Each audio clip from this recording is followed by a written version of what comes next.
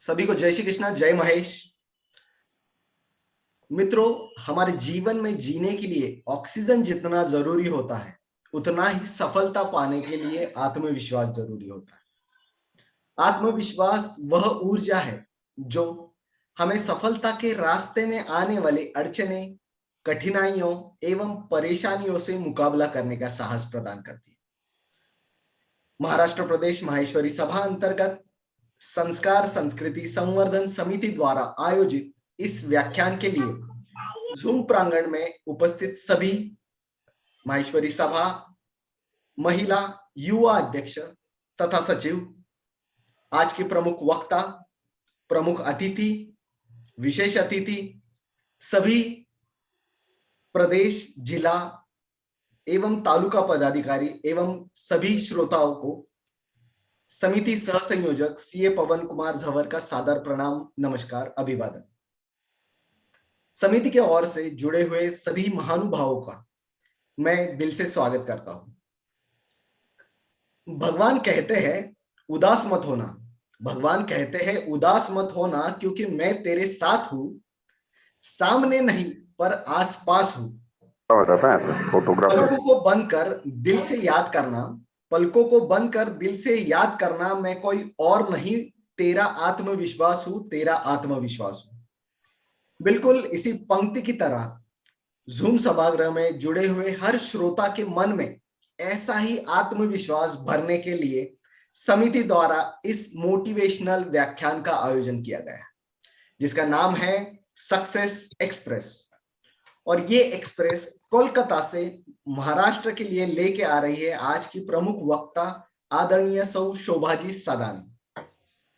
तो चलिए कार्यक्रम की शुरुआत हम दीप प्रज्वलन एवं भगवान महेश को याद करके करते हैं। मैं आमंत्रित करता हूं दीप प्रज्वलन के लिए आज की प्रमुख अतिथि आदरणीय सौ शैला जी कलंत्री ने, और दीप प्रज्वलन के साथ हम भगवान महेश का गुणगान महेश वंदना से करते हैं। आदरणीय सौ शैला जी अखिल भारतीय महिला संगठन से पिछले 28 सालों से जुड़ी हुई है। वे समाज कार्यों में विशेष रुचि रखती है। इसके अलावा कुकिंग क्लासेस भी लेती है। उन्हें नासिक जिला माहेश्वरी सभा द्वारा महेश कर्मयोगी पुरस्कार दिया गया है, जो हम सभी के लिए गर्व की बात है।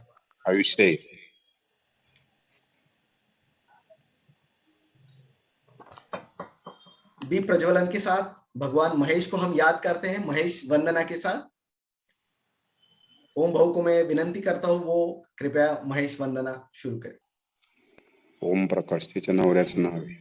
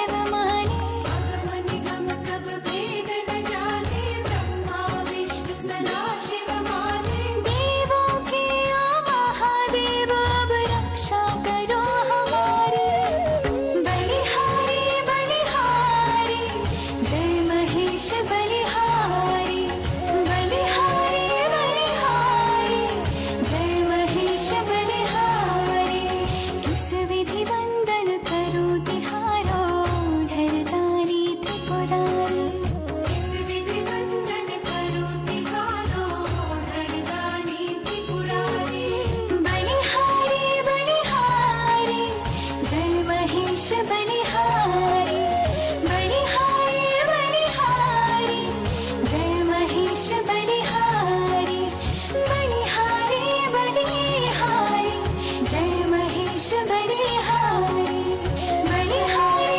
बलिहारी जय महेश बलिहारी।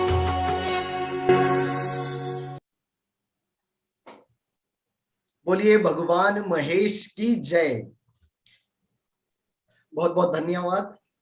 धन्यवाद आदरणीय सौ शैला जी। कार्यक्रम की एक शुभ शुरुआत यहाँ पे दीप प्रज्वलन एवं भगवान महेश जी को वंदन करते हुए बहुत अच्छी तरह से हो गई। मैं भगवान महेश से यही प्रार्थना करता हूँ कि वो अपनी कृपा दृष्टि समस्त महेश्वरी परिवार पे सदा बनाए रखें। चलिए कार्यक्रम को हम आगे बढ़ाते हैं। अब मैं आमंत्रित करता हूँ सभा को शुभाशीष एवं उद्बोधित करने के लिए महाराष्ट्र प्रदेश अध्यक्ष श्री श्री किशन जी भंसाली जी।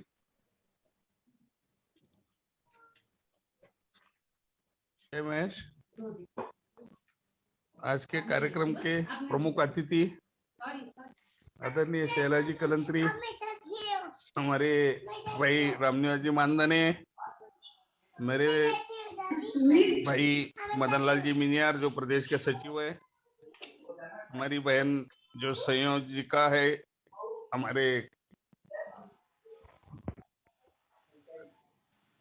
संस्कार संवर्धन समिति की संयोजिका बहन कल्पना जी मालू, बहन सरोज जी गट्टानी, मोहनलाल जी बिरला तथा हमारे युवा साथी आदरणीय झंवर जी जो पंढरपुर से है।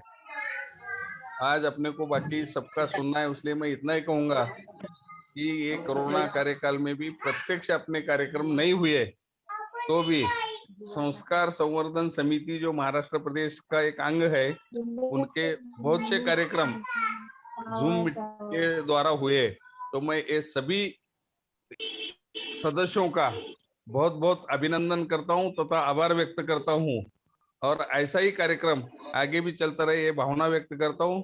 जय हिंद, जय महाराष्ट्र, जय महेश। धन्यवाद भाऊ। अध्यक्ष महोदय, आप अपने मार्गदर्शन से सदा ही हमें प्रेरित करते हैं। आपका आशीर्वाद, आपका मार्गदर्शन सदा हमें ऊर्जा देता है। भविष्य में भी ऐसे ही ऊर्जा देते रहे, यही मैं आपसे विनती करता हूँ। अब मैं आमंत्रित करता हूँ समिति संयोजिका सौ कल्पना जी मालवी ने, वो आए और कार्यक्रम की प्रस्तावना रखें। धन्यवाद। जय श्री कृष्ण। संस्कार संस्कृति संवर्धन समिति द्वारा आयोजित एक प्रेरणादायी वक्तव्य, हमारा अस्तित्व सक्सेस एक्सप्रेस। इस कार्यक्रम की सम्माननीय प्रमुख वक्ता आदरणीय शोभा साधानी, सम्माननीय प्रमुख अतिथि राष्ट्रीय संगठन मंत्री आदरणीय सौ शैलाजी कलंत्री, सम्माननीय विशेष अतिथि राष्ट्रीय संयोजक छात्रावास योजना व निर्माण समिति आदरणीय श्री रामनिवास जी मानधनी, महाराष्ट्र प्रदेश माहेश्वरी सभा अध्यक्ष आदरणीय श्री किशन जी भंसाली, सचिव आदरणीय श्री मदनलाल जी मिनियार, महाराष्ट्र प्रदेश माहेश्वरी महिला संगठन की अध्यक्षा आदरणीय सौ अनुसया जी मालू, सचिव आदरणीय सौ सुनीता जी पलोड, प्रदेश माहेश्वरी युवा संगठन अध्यक्ष माननीय श्री हार्दिक जी सारडा, सचिव माननीय श्री गोविंद जी मंत्री, सम्माननीय राष्ट्रीय पदाधिकारी एवं प्रदेश पदाधिकारी, समिति संयोजक, जिला अध्यक्ष, सचिव एवं समस्त श्रोतागण, सभी को सादर नमन, वंदन, अभिवादन। परम श्रद्धेय स्वामी गोविंद देव गिरि जी की कुछ पंक्तियां।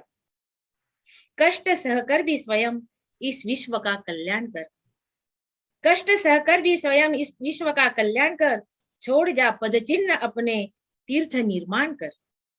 एक दिन ही जी, एक दिन ही जी, जगत की शान बनकर जी, एक दिन ही जी, मगर इंसान बनकर जी, मगर इंसान बनकर जी। इन विचारों से प्रेरित होकर आज का यह कार्यक्रम रखा है। विपत्ति को ही अवसर मान लेना चाहिए, यह हमारी संस्कार संस्कृति।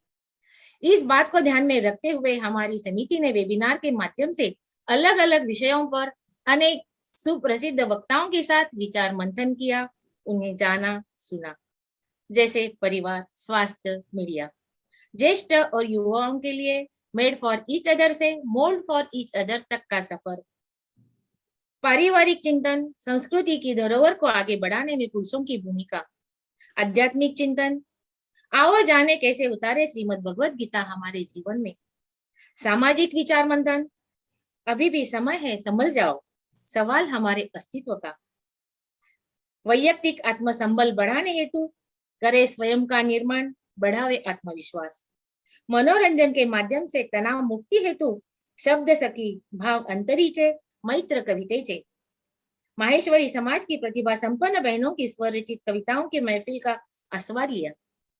ऐसे अनेक कार्यक्रमों का आयोजन समिति की ओर से किया गया। परिवर्तन प्रकृति का नियम है, परिवर्तन का नाम ही प्रगति है। जीवन में आने वाले संघर्ष से ही हम नया सीखते हैं। मनुष्य के पास सबसे बड़ी पूंजी उसके अच्छे विचार है।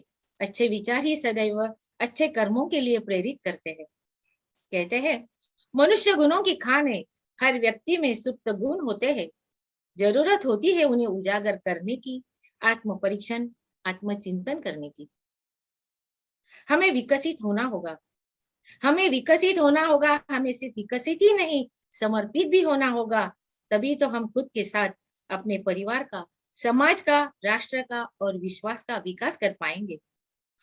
जीवन की सार्थकता वास्तव में तन, मन और सेवा, इन तीन बातों पर निर्भर है। तो बुद्धि की सार्थकता आत्मा का विचार करने में है। मैं कौन हूँ, मैं कौन हूँ, स्वयं की पहचान करने में है। इसलिए हमें अपने अंतर मन में झांकना होगा, अपने आप को तराशना होगा। हम ही हमारे जीवन के शिल्पकार बनना होगा। ऐसे ही विचार प्रस्तुत करने आ रही है आज की वक्ता आदरणीय शोभा जी सादानी, जो हमें अपने प्रखर ऊर्जावान विचारों से सफर कराएगी सक्सेस एक्सप्रेस में। मैं अत्यंत विनम्रता के साथ बताना चाहती हूँ कि हमारे प्रदेश अध्यक्ष आदरणीय श्री किशन जी बंसाली, सचिव आदरणीय श्री मदन लाल जी मिनियाट, इनका विश्वास ही हमारा आत्मविश्वास बढ़ाता है। हमें सदैव सहकार्य रहता है आदरणीय श्री ओम प्रकाश जी बजाज का तथा सौ अंजलि जी तापड़िया का। इन्हें मैं विशेष धन्यवाद देना चाहूंगी। मेरे समिति सह संयोजक मंगला बिरला, सरोज गट्टानी एवं पवन जवर, इनका हमेशा सहयोग रहता है और आप सभी प्रबुद्ध श्रोताओं के कारण ही हमारी समिति के कार्य सहजता से संपन्न होते हैं। पुनश्च आप सभी का बहुत बहुत धन्यवाद। जय श्री कृष्ण, जय महेश। बहुत बहुत धन्यवाद। तू खुद की खोज में निकल, तू किस लिए हताश है। तू खुद की खोज में निकल, तू किस लिए हताश है। तू आरती की लौ नहीं, विश्वास की मशाल है, विश्वास की मशाल है। तो ऐसे ही विश्वास की मशाल उपस्थित सभी महानुभावों के दिल में जलाने के लिए आज के इस कार्यक्रम का आयोजन किया है। और इस कार्यक्रम में के लिए विशेष अतिथि के रूप में हमें यहाँ पे हमने आमंत्रित किया है आदरणीय श्री रामनिवास जी मानधनी को। आदरणीय श्री रामनिवास जी सामाजिक कार्यों में पिछले अनेक वर्षों से इनका बेहतरीन योगदान रहा है।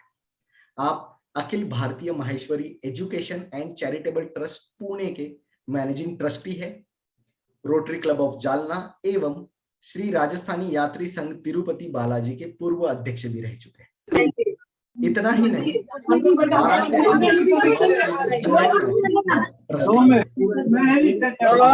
परिचय के साथ मैं आमंत्रित करता हूं आज के विशेष अतिथि आदरणीय श्री रामनिवास जी मानधनी, इनको आप आए और सभागृह को अपने विचारों से संबोधित करें।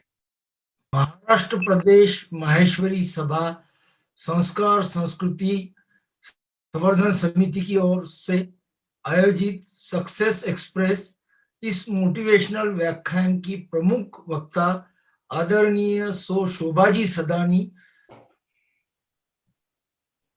अध्यक्ष महाराष्ट्र प्रदेश के श्री किशन जी भंसाली, प्रमुख अतिथि शैला जी कलंत्री, सचिव मदनलाल जी मनियार, प्रदेश माहेश्वरी महिला संगठन की अध्यक्षा अनुसया मालू, सुनीता जी पल्लोड़, माहेश्वरी युवा संगठन के अध्यक्ष हार्दिक जी साडा, गोविंद जी मंत्री सचिव, उपस्थित श्रोताओं नमस्कार, शुभ संध्या।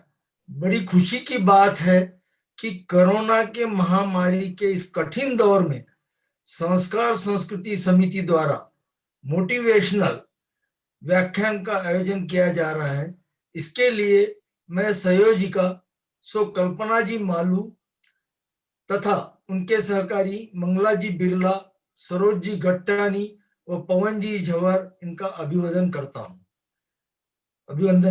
आज की वक्ता शोभा जी एक उत्कृष्ट वक्ता है। मुझे याद है कि 2010 में 10 और 11 में अखिल भारतीय माहेश्वरी महिला संगठन की अध्यक्षा रही। तब उनके कार्यकाल में महिला शक्तिकरण के कई कार्यक्रमों में साथ हमारे युवाओं के समाज के मुख्य धाराओं से जोड़ने के लिए अरुणोदय कार्यक्रम का आयोजन दिल्ली में विज्ञान भवन में किया था, जिसमें तत्कालीन राष्ट्रपति श्रीमती प्रतिभाताई पाटिल, पद्म भूषण श्रीमती राश्री जी बिरला, प्रख्यात लेखक चेतन भगत के मार्गदर्शन में किया था। सक्सेस एक्सप्रेस के विषय में मैं आज का उनका मार्गदर्शन हम सबको एक नई दिशा और प्रेरणा देगा। मैं उनके और आपके बीच में इस समय अधिक बाधा नहीं डालूंगा। सभी को नमन करते हुए अपने शब्दों को विराम दूंगा। धन्यवाद। बहुत बहुत धन्यवाद भाऊ। आपका मार्गदर्शन सदा हमें यूं ही प्रेरणा देता रहे, यही मैं आपसे विनंती करता हूं। कार्यक्रम को आगे बढ़ाता हूं मैं।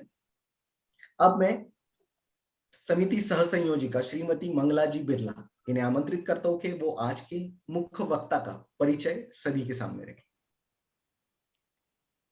सस्नेह जय श्री कृष्ण। धन्यवाद पवन जी। अखिल भारतवर्षीय माहेश्वरी महिला संगठन की सबसे छोटी उम्र में अध्यक्ष पद सुशोभित करने वाली तथा माहेश्वरी महासभा की एकमात्र जिला कार्यालय संयुक्त मंत्री का कार्यभार संभालने वाली आदरणीय शोभाजी सादानी, इनके परिचय में मैं जितना भी बखान करूं कम होगा। आपने मात्र 6 वर्ष की आयु में गंगा नदी तैर कर पार करके जल कन्या की उपाधि प्राप्त की। बीएससी तक की शिक्षा प्राप्त करने के साथ ही आपने लेखिका, नाटक निर्देशिका, व्यक्तित्व विकास शिविर संचालक, गिटार वादक, कथक नृत्यांगना, कैरम तथा बैडमिंटन में इंटर कॉलेज चैंपियन तथा एक प्रखर वक्ता के रूप में नाम कमाया। आगे चलकर बंगाल सरकार एवं चलचित्र समिति द्वारा आपको लाइफ टाइम अचीवमेंट तथा प्राइड ऑफ बंगाल की उपाधि से सम्मानित किया गया। वर्तमान में आप मैं भारत हूँ संघ की राष्ट्रीय महामंत्री पद पर कार्यरत है। आपके पति श्री भगवान दास जी सादानी CS LLB जैसी उच्च शिक्षा प्राप्त एवं सुप्रसिद्ध सूत निर्माण उद्योगपति है। आप उत्तम गिटार वादक भी है। बेटा विठलेश इंजीनियर और सीनियर SAP कंसल्टेंट है। आप IBM बार्सिलोना में कार्यरत है और समाज में प्रख्यात गायक के रूप में जाने जाते हैं। इनके नाम से ही YouTube पर हम आपके कार्यक्रम भी देख सकते हैं। आपकी बहुरानी सुरभि MBA और फैशन डिजाइनर है। आप S कासा के नाम से फैशन हाउस संभालती है। बेटी राधिका CA है और डिलॉयट में मैनेजर का पदभार संभाल रही है। आप कविता लेखन के साथ साथ कुशल कथक नृत्यांगना भी है। दामाद श्री सारंग जी CA और उत्तम पियानो वादक है। आप टाटा स्टील भूषण में डेप्यूटी MD है। आदरणीय शोभा जी ने मोटिवेशनल स्पीकर के रूप में भारत में करीब 500 से ज्यादा प्रत्यक्ष तथा अप्रत्यक्ष कार्यक्रम दिए हैं। इसके सिवा आप north America, Dubai, Singapore, Bangladesh, Nepal, Bhutan, Sikkim, London जैसे देश विदेशों में अनेक जगहों पर आपके प्रेरणादायी वक्तव्य दे चुकी है। ऐसी होनहार बहुआयामी व्यक्ति का परिचय देना मैं अपना सौभाग्य समझती हूँ। धन्यवाद। जय महेश। बहुत बहुत धन्यवाद मंगला जी। तो चलिए सारा सभागृह जिन्हें सुनने के लिए आतुर है, आज की ऐसी इंटरनेशनल मोटिवेशनल स्पीकर को मैं आमंत्रित करता हूं, जो कि जुड़े हुए अधिकतर श्रोता महाराष्ट्र से है। तो मैं सौ शोभा जी को ये विनंती करता हूं कि आप आपकी सक्सेस राजधानी एक्सप्रेस लेके कोलकाता से महाराष्ट्र पधारें। आपका स्वागत है। जय श्री कृष्ण। धन्यवाद पवन जी, बहुत अच्छा लग रहा है। वैसे मैं आपको सबसे पहले बताऊं कि महाराष्ट्र मेरा सबसे पसंदीदा प्रदेश है। आज 25 वर्ष से मेरा ये सामाजिक समय चरित्र निकल रहा है मेरा, उसमें महाराष्ट्र प्रदेश मेरे को सबसे ज्यादा पसंद है, क्योंकि कोई पहल और कोई सशक्त और कोई मतलब अच्छा कार्य और जो अच्छे विचार है वो महाराष्ट्र प्रदेश में स्ट्रांगली है। और मेरा ये सौभाग्य है कि महाराष्ट्र प्रदेश में 2-3 बार भ्रमण की हूँ, तुलजा माता से लेके तो महालक्ष्मी और अंबुजुगई सभी जगह, और 12 ज्योतिर्लिंगों में 5 ज्योतिर्लिंग, अष्ट विनायक, सब शैला जी आज हमारे साथ जुड़ी है, उनके सहयोग से मैं की हूँ। वहां के लोग मुझे बहुत पसंद है। मैं क्या एक्सप्रेस चलाऊंगी यहाँ पर पवन जी, आपसे फोन पे बात करके भी मैं इम्प्रेस्ड हो गई हूँ। तो एक्सप्रेस चलाना बहुत मुश्किल है, क्योंकि ये एक्सप्रेस मैं गीता के ज्ञान के साथ चलाती हूँ। और यहाँ पर आप लोगों के जो मैं नाम देख रही हूँ, श्री किशन जी, मदन लाल जी, अनुसुईया जी, सुनीता जी, हार्दिक जी, डॉक्टर गोविंद, पवन जी जो तो एकदम कुरुक्षेत्र में ध्वज के ऊपर, कल्पना जी, मंगला जी, सरोज जी। लेकिन इसके साथ एक और बात बताऊं, मैं बहुत पुराने समय से लोगों से जुड़ी हूं। राम निवास जी, जो भाई साहब हमारे लिए, हम लोग यदि आज ये सक्सेस ट्रेन बताने के लिए आपके पास में आप आई हूं, तो 1% तो उनका भी योगदान है, क्योंकि हम लोग समता के साथ कार्य किए हुए हैं। मैं बहुत छोटी थी, वो हमसे बहुत बड़े थे, तो भैया आपको मैं नमन करती हूँ। आपके ही महाराष्ट्र से सम्राट अशोक जी बंग, सम्राट अशोक है, मधुसूदन जी गांधी है, सतीश जिसमें ईश जुड़ा हुआ है, शैला जी जो शिव के साथ रहती है, और ओम प्रकाश जी जो आज स्क्रीन शेयर कर रहे हैं, और ज्योत्सना लाहौटी जो निवर्तमान है। तो इन नामों के साथ जो कार्यकर्ता इतने वर्षों से आपके यहाँ जुड़े हुए हैं भैया, वहां मैं सक्सेस एक्सप्रेस नहीं चला सकती। वहां मुझे तो राजधानी या वंदे मातरम एक्सप्रेस ही चलाना पड़ेगा, क्योंकि इस जगह पर मुझे थोड़ा सा विचार करना पड़ रहा है। लेकिन एक बात मैं बोलूंगी, इस राजधानी एक्सप्रेस को चलाने के लिए मुझे आपसे कुछ शर्तें रखनी है। शर्त ये है, अच्छी तरह समझिएगा, आप कागज कलम लेके बैठिए, कोई प्रॉब्लम नहीं। आप बीच में मुझे रोक के प्रश्न भी कर सकते हैं, मैं विचलित नहीं होंगी। दूसरे में, आपको जो बातें मैं रख रही हूं उसकी विस्तारता मुझे लिख के भेजनी है। जितने जन मुझे लिख के भेजेंगे, मेरी शो भाषा नाम की जो यूट्यूब है उसमें मैं वो उल्लेख करूंगी। थर्ड, आपके पास, आपके दिमाग में, आप भी इतने वर्षों से काम कर रहे हैं, बहुत कुछ है आपके पास, लेकिन अभी थोड़े देर के लिए फाहियन जब इंडिया मतलब भारत में आए थे, तो उन्होंने सबसे पहले अपनी विचारधारा रखने के पहले एक बात बोली, बोले एक कप चाहिए और उसमें चाय चाहिए जग में। तो जब जग और कप आया तो वो पानी डालते रहे, वो चाय डालते रहे, चाय डालते रहे, तो लोग चिल्लाए, अरे चाय गिर जा रहा है। बोले बस मैं यही तो चाह रहा हूं कि इतनी जगह आपके दिमाग में आप बना ले कि मेरी बात उसमें घर कर जाए। थोड़ा सा सेव कर लीजिए, मैं कंप्यूटर की भाषा में बोलूंगी, मेरी बातें लेने के लिए थोड़ी सी जगह अपने पिट्यूटरी ग्लैंड में एक साइड में बना लीजिए प्लीज।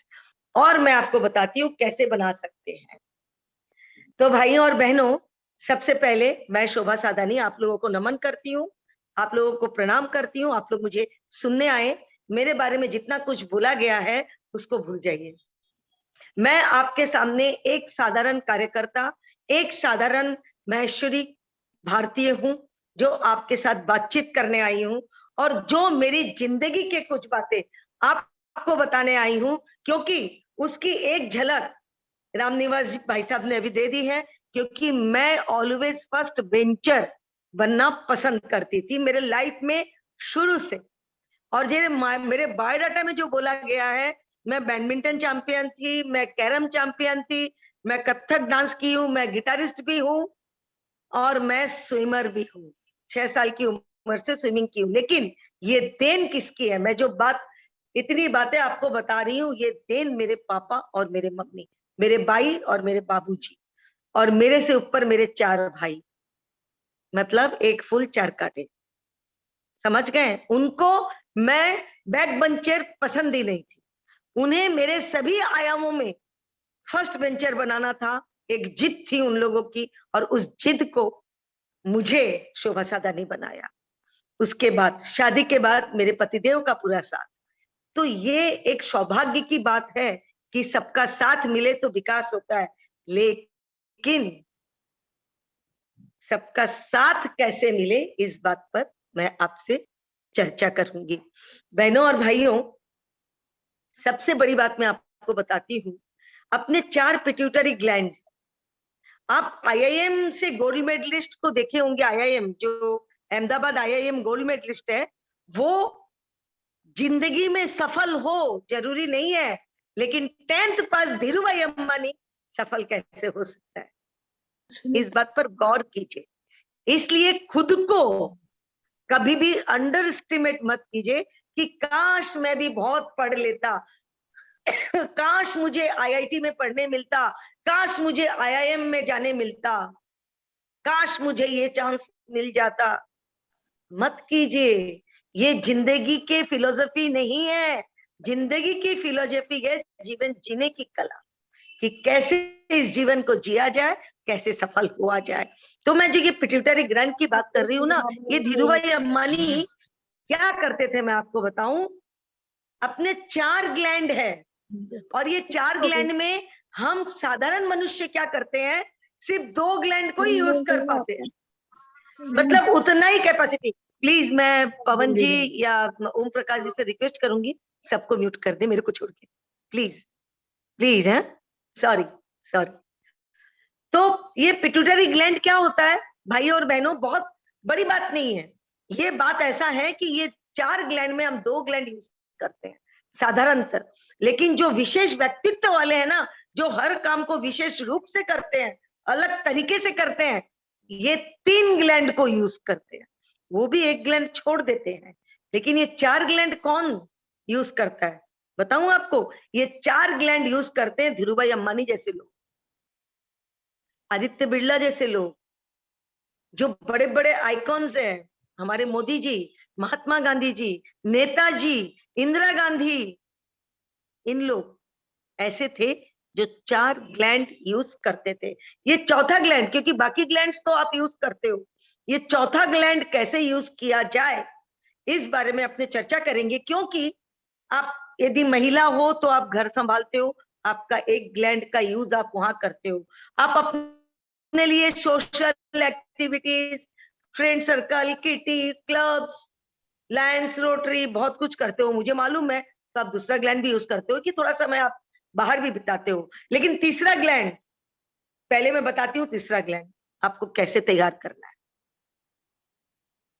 आप ऐसे माता पिता हो कि आपके बच्चों का चरित्र गठन कैसे हो, इस पर आपको ध्यान देना है। उसमें आपको तीसरे ग्लैंड को यूज करना है, और वो यूज करने के लिए आपको कहां तक जाना है, किस तरह से जाना है, वो मैं धीरे धीरे बताऊंगी। सक्सेस एक्सप्रेस या राजधानी की टिकट्स तब मिलेगी आपको जब आप इन सबको उपयोग में लाएंगे और चढ़ाएंगे। मैं तो ट्रेन लाके स्टेशन में खड़ी कर दी हूँ, लेकिन इस ट्रेन का उपयोग लेके आप उस मंजिल तक कैसे पहुंचोगे ये आप पर है। लेकिन हाँ, सदा मेरे को आपके साथ पाएंगे। खुद ही को कर बुलंद इतना, ये तो आप लोगों ने बहुत सुना होगा कि खुदा आके बंदे से पूछे बोल तेरी रजा क्या है। खुदा को मत बुलाना है, कोई जरूरी नहीं है, क्योंकि जानते हैं ये सब बातें हैं, कोरी बातें हैं। लेकिन खुद ही को कर बुलंद इतना कि सभी आके पूछे बोल तेरी रजा क्या है, बोल तू क्या चाहती है, और हम आपके साथ हैं।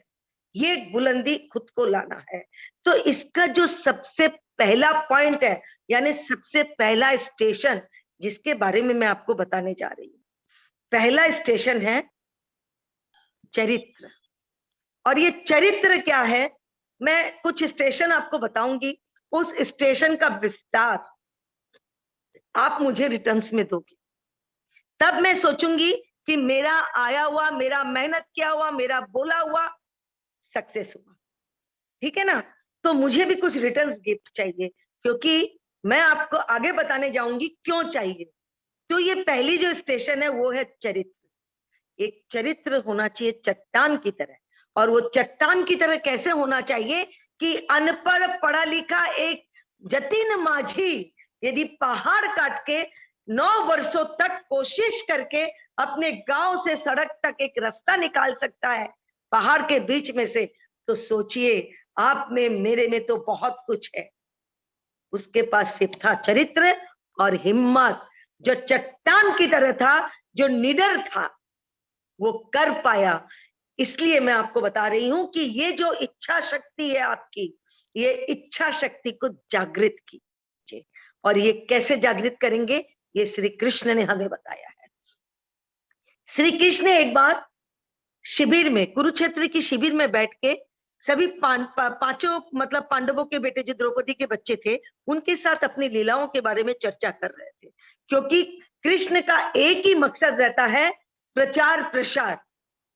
वो करो, नहीं तो उनकी वाणी और उनकी समझ और उनकी सोच, उनके कार्य सब ठंडे पानी में रह जाएंगे। तो वो बता रहे थे, बच्चे विश्वास नहीं कर रहे थे। अरे नहीं मामा जी, क्या बोलते हो आप 9 साल की उम्र में बकासुर को मार दिए, 9 महीने की उम्र में पुतना को मार दिए, अघासुर को मार दिए, आप कंस वध कर दिए, आप पुतना वध कर दिए, आप तो कोई माया भी हो, ये पॉसिबल नहीं है एक मनुष्य के। तब कृष्ण ने उनको जो बात बोली मैं आपको बताना चाहती हूँ, उस बात को गौर से समझिए, और उस बात को गौर से समझ के उस पर कार्य करने की कोशिश कीजिए। कृष्ण ने कहा 9 महीना जो अपने माँ के गर्भ में रहता है ना, उसे ईश्वर एक ही सामर्थ्य देके भेजते हैं। मुझे भी उतना ही सामर्थ्य मिला था, मुझे वो सामर्थ्य मिला था, लेकिन मेरे दिमाग में एक ही बात था जन्म के बाद ही, कि जो मामा मेरी माँ को, जन्म देने वाली माँ को इतना तकलीफ दिया, मेरे पिता को इतना तकलीफ दिया, और मुझे इन लोगों को छोड़ के वृंदावन गोकुल जाना पड़ा, उनको इतनी तकलीफ मिली, मेरे पीछे लोगों को भगाए मारने के लिए, तो मेरी जिंदगी का मकसद बन गया उनका वध करना, क्योंकि वो अपराधी थे, और अपराधी को बढ़ावा देना अपराध करने वाले से ज्यादा जो अपराध को बर्दाश्त करना होता है। तो मैंने ये सामर्थ्य, मेरा एक ही था, जो तुम्हारा है वही मेरा था, लेकिन मैंने मेरे सामर्थ्य में चरित्र चट्टान की तरह बनाया, और मेरे मकसद में मैं कामयाब होता हुआ गया। और उस मकसद में मैंने गोवर्धन पर्वत भी उठाया, और मैं 7 दिन तक भूखा भी रहा, और 7 दिन का खाना मैं एक साथ 56 भोग भी खाया। लेकिन ये मेरा सामर्थ्य जो मुझे ईश्वर ने तुम लोग जैसा ही दिया था, मैंने उसको चट्टान की तरह उसको अपनाया। देखो, मैं भाई बहनों एक बात बोलना चाहूंगी आप लोगों को, अपने हाथ में क्या है? अपने हाथ में हमारे माता पिता कौन होंगे, हमारे हाथ में नहीं है। हमारी परवरिश किस परिस्थिति में होगी हमारे हाथ में नहीं है। तो मैं तो बहुत सौभाग्यशाली थी, तो मेरे को परिस्थिति वैसे मिली, परवरिश वैसे मिली। हमारी परवरिश की परिस्थिति क्या होगी मेरे हाथ में नहीं है। मेरे हाथ में क्या है? मेरे हाथ में जो ईश्वर को दिया हुआ सामर्थ्य है ना, उस सामर्थ्य को चरित्र में बदलने की जो ताकत है वो मेरे हाथ में है। मैं आपको बताना चाहती हूँ मेरी जिंदगी के दो बातें बीच में, चरित्र बनाने की बातें।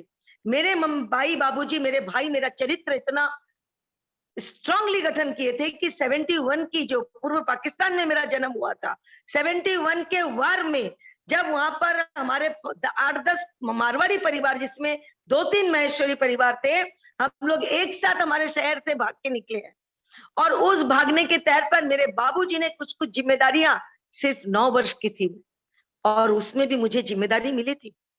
मुझे संभालने वाला कोई नहीं था क्योंकि मुझे उतना निर्माण कर दिया गया था।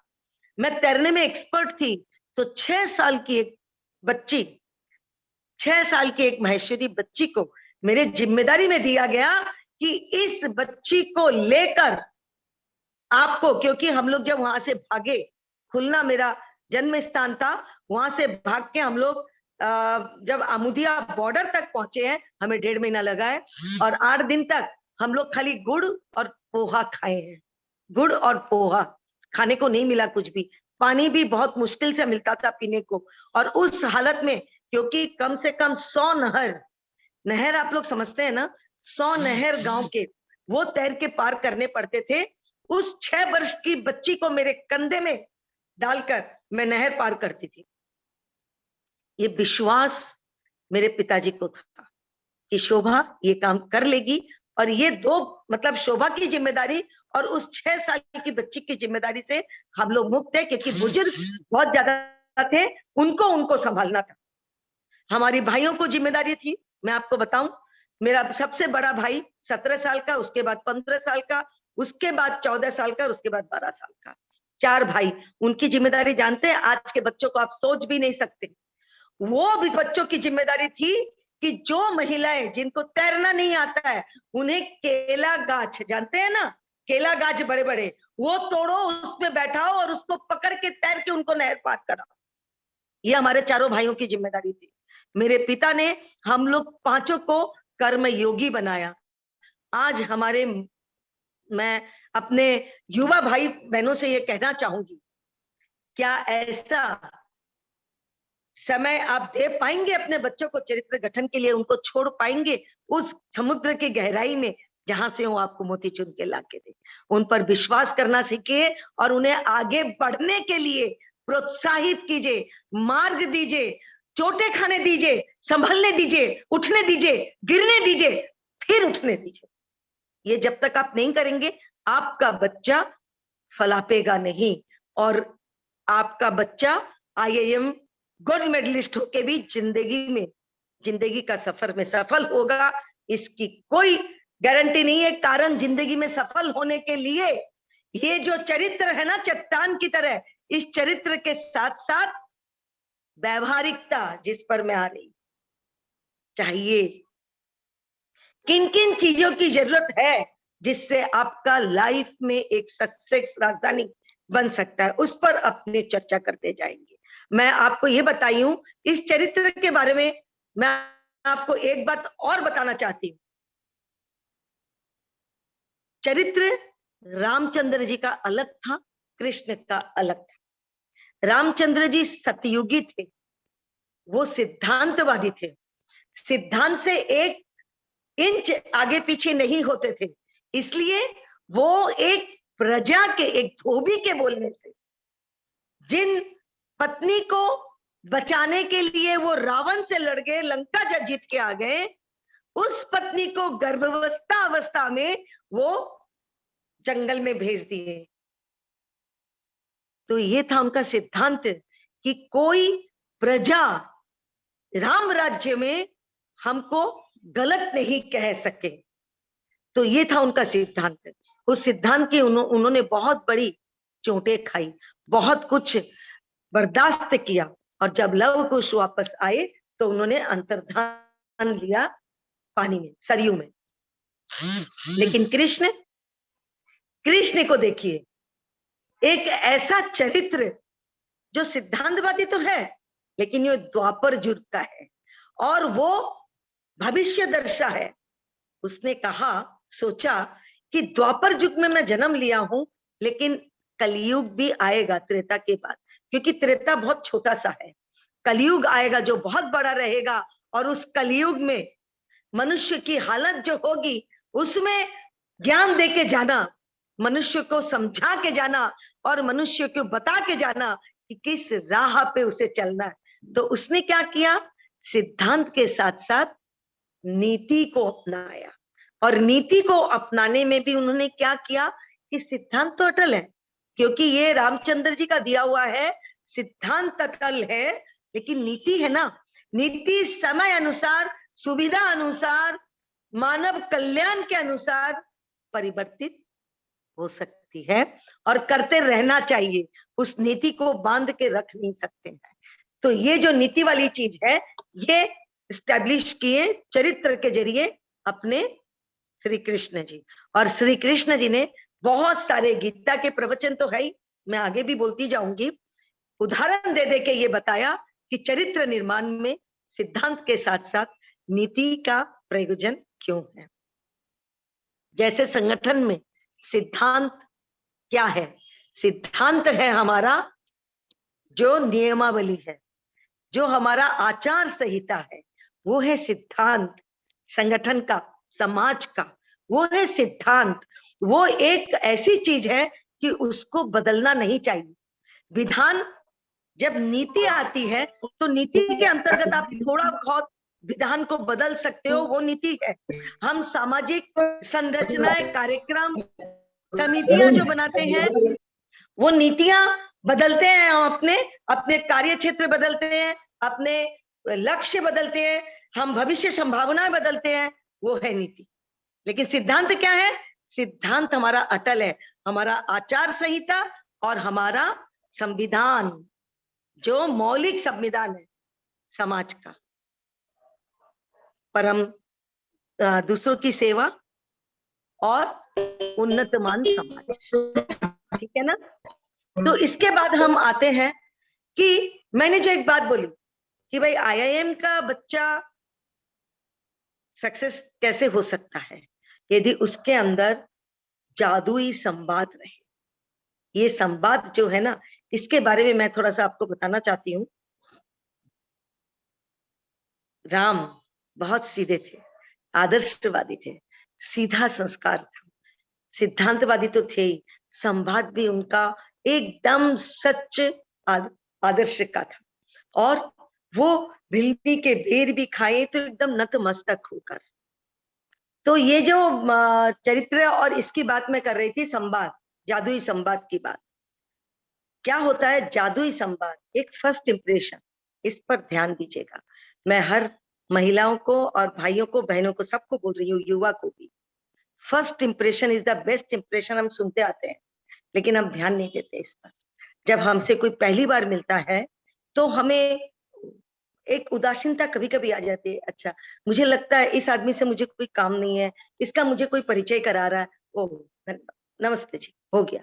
लेकिन आपका एटीट्यूड हर किसी के लिए ऐसा होना चाहिए कि एकदम स्माइली, जैसे आप उनसे मिलने के लिए तरस रहे थे। वो ये आपका इंप्रेशन, वो है आपका इंप्रेशन कि वो जो आप मिलने के लिए तरस रहे थे ना, ये जब आपका इम्पैक्ट आता है ना, तो वो आपके लिए एकदम अलग ही भाव लेके आ जाएगा। तो ये संवाद का जादू है। आपका पहनावा, आपका बॉडी लैंग्वेज, आपका फर्स्ट इंप्रेशन, आपका बात करने का तरीका, आपका लहजा, आपकी अंदर एक्टिवेशन, जो आप डेली टू डेली में कितने एक्टिव है, डेली टू डेली में कितना मोटिवेटेड है, आप कितनी लर्निंग प्रोसेस में है, ये आपके बातचीत में आता है। और इसलिए आपको, यदि आपको बहुत अच्छा जादुई संवाद रखनी है, तो उस संवाद के लिए आपको कुछ पढ़ते रहना पड़ेगा, आपको जो रोज का ये सॉरी मैं बोलना चाहूंगी, बहुत एक्टिवेट रहना पड़ेगा, मोटिवेट रहना पड़ेगा, आपको करंट अफेयर पे ध्यान देना पड़ेगा कि आपको सब विषय पे आप बात कर सके। करंट अफेयर खाली राजनीति नहीं, सब चीज में, चाहे स्पोर्ट्स है चाहे कुछ भी है। अरे ये जो इंप्रेशन और संवाद की बात मैं आपको बोल रही हूँ ना, ये आपके घर में भी आपको काम आएगा। नहीं तो आपका बेटा क्रिकेट देख रहा है और बोलेगा मम्मी आप तो प्लीज हमको चाय बना के दे दीजिए, हमको क्रिकेट देखने दीजिए, मैं आपको अभी सीरियल देखने नहीं दूंगी, क्योंकि आपका इंटरेस्ट यदि क्रिकेट देखने में नहीं है और आपको उसके बारे में कोई जानकारी नहीं है, तो आपके बच्चे या आपके पतिदेव या आप जो बड़े बुजुर्ग भी है, आपके बच्चे आपको शेयर नहीं करेंगे, आपके साथ शेयर नहीं होंगे। अरे इनको क्या मालूम है इसके बारे में, आईपीएल के बारे में क्या मालूम है, वनडे टेस्ट मैच के बारे में क्या मालूम है, world cup, football world cup के बारे में क्या मालूम है, किसी प्लेयर का नाम भी इन लोग को नहीं मालूम, तो वो शेयर नहीं करते अपने को। लेकिन आप यदि उनके साथ ये सब चीजों में खुद को अपग्रेड रखेंगे तो वो भी आपके साथ मजा लेंगे, आपके साथ आपके ज्ञान को और बढ़ाएंगे। ये आपके साथ मैं एक इंप्रेशन की बात कर रही हूँ। और जैसे आप कॉर्पोरेट में है कि कैसे कॉर्पोरेट में आपको अपने बड़ों को आप इंप्रेस कैसे करते हो, बड़ों को आप इंप्रेस करते हो अपने कार्य से, अपने प्रदान से, अपने सुझाव से, ये सब से आप उनको इंप्रेस करते हो। लेकिन जो आपसे नीचे के हैं ना, आपकी उन्नति तब है जब नीचे वाले आपको ईश्वर माने, जब आपके नीचे वाले कॉर्पोरेट में आपको ईश्वर माने कि इनके बिना तो हम लोग सोच ही नहीं सकते हैं, ये ऑफिस के एक जानदार किरदार है और ये बॉस से ज्यादा हमारे साथ हमारे जैसे व्यवहार करते हैं। ये बहुत बड़ी देन है, मैं आपको बता दूं, ये संवाद का जादू है, ये इंप्रेशन है, ये बताना है कि मैं आपके साथ हूं, मैं आपके पास हूं। ये आप बराबर कीजिए, चाहे आपके स्टाफ हो घर में, चाहे आपके ऑफिस में, चाहे आपके दुकान में। आप उनके साथ जो व्यवहार रखेंगे ना, फिर उनके तरफ आपको ये ध्यान देने की आवश्यकता नहीं पड़ेगी कि वो कितना काम आपको करके दे रहा है। पता है, एक गाय को दूते भी है ना, जब धूते हैं दूध के लिए तो उसको मसलते हैं, बहुत लाड करते हैं, तब वो ज्यादा दूध देती है। ये इंप्रेशन आज का नहीं है, भारत बहुत वर्षों से बोल रहा है कि ये प्रोसेस है। इस प्रोसेस को हम अपनाना भूल गए, क्योंकि हम कॉर्पोरेट में या बिजनेस में या इंडस्ट्री हाउस में हम खुद को ये समझते हैं आई एम ए बॉस, मैं जो बोलूं वो सही। इसके साथ मैं आपको एक बात और बोलना चाहूंगी, सीखने की एक हद कभी नहीं है। हम क्या करते हैं, बड़ों से सीखते हैं। मैंने पवन जी से बोला, पवन जी मेरे को पूछा आप क्या बोलने वाले हैं, मैं पवन जी को खाली एक ही बात पूछी, पवन जी आप यदि सीखना चाहते हो तो किससे सीखते हो? तो बोले बड़ों से, संतों से, बड़े बड़े जो श्रोता है, बड़े बड़े जो लेखक है, बड़े बड़े जो नेता है, बड़े बड़े जो मतलब आइडियलिस्टिक लोग हैं, आदर्शवान लोग हैं, उनसे हम सीखते हैं। उनसे हम बचपन में, किताबों में, हमारे डेली लाइफ में उनसे हम सीखते रहते हैं। लेकिन जानते हैं, सबसे अच्छा सीखना, खुद की पर्सनैलिटी बनाना, खुद को बहुत अच्छा इंसान यदि बनाना है तो खुद के नीचे से सीखिए। आप एक चींटी से भी बहुत कुछ सीख सकते हो और आप एक छोटे से स्टाफ से भी बहुत कुछ सीख सकते हो कि एक स्टाफ आपके घर में यदि है तो उससे आपको ये सीखने में कोई तकलीफ नहीं है कि वो आपके लिए कितना डिवोटी है। ये जो डिवोटीनेस आपके अंदर आएगा ना, उसको सीख के आएगा। और एक चींटी जो देखिए कितनी मेहनत करके संग्रह कर सकती है, क्या हम उससे ये नहीं सीखते हैं कि संग्रह करना, उसके लिए मेहनत करना कितनी जरूरी है?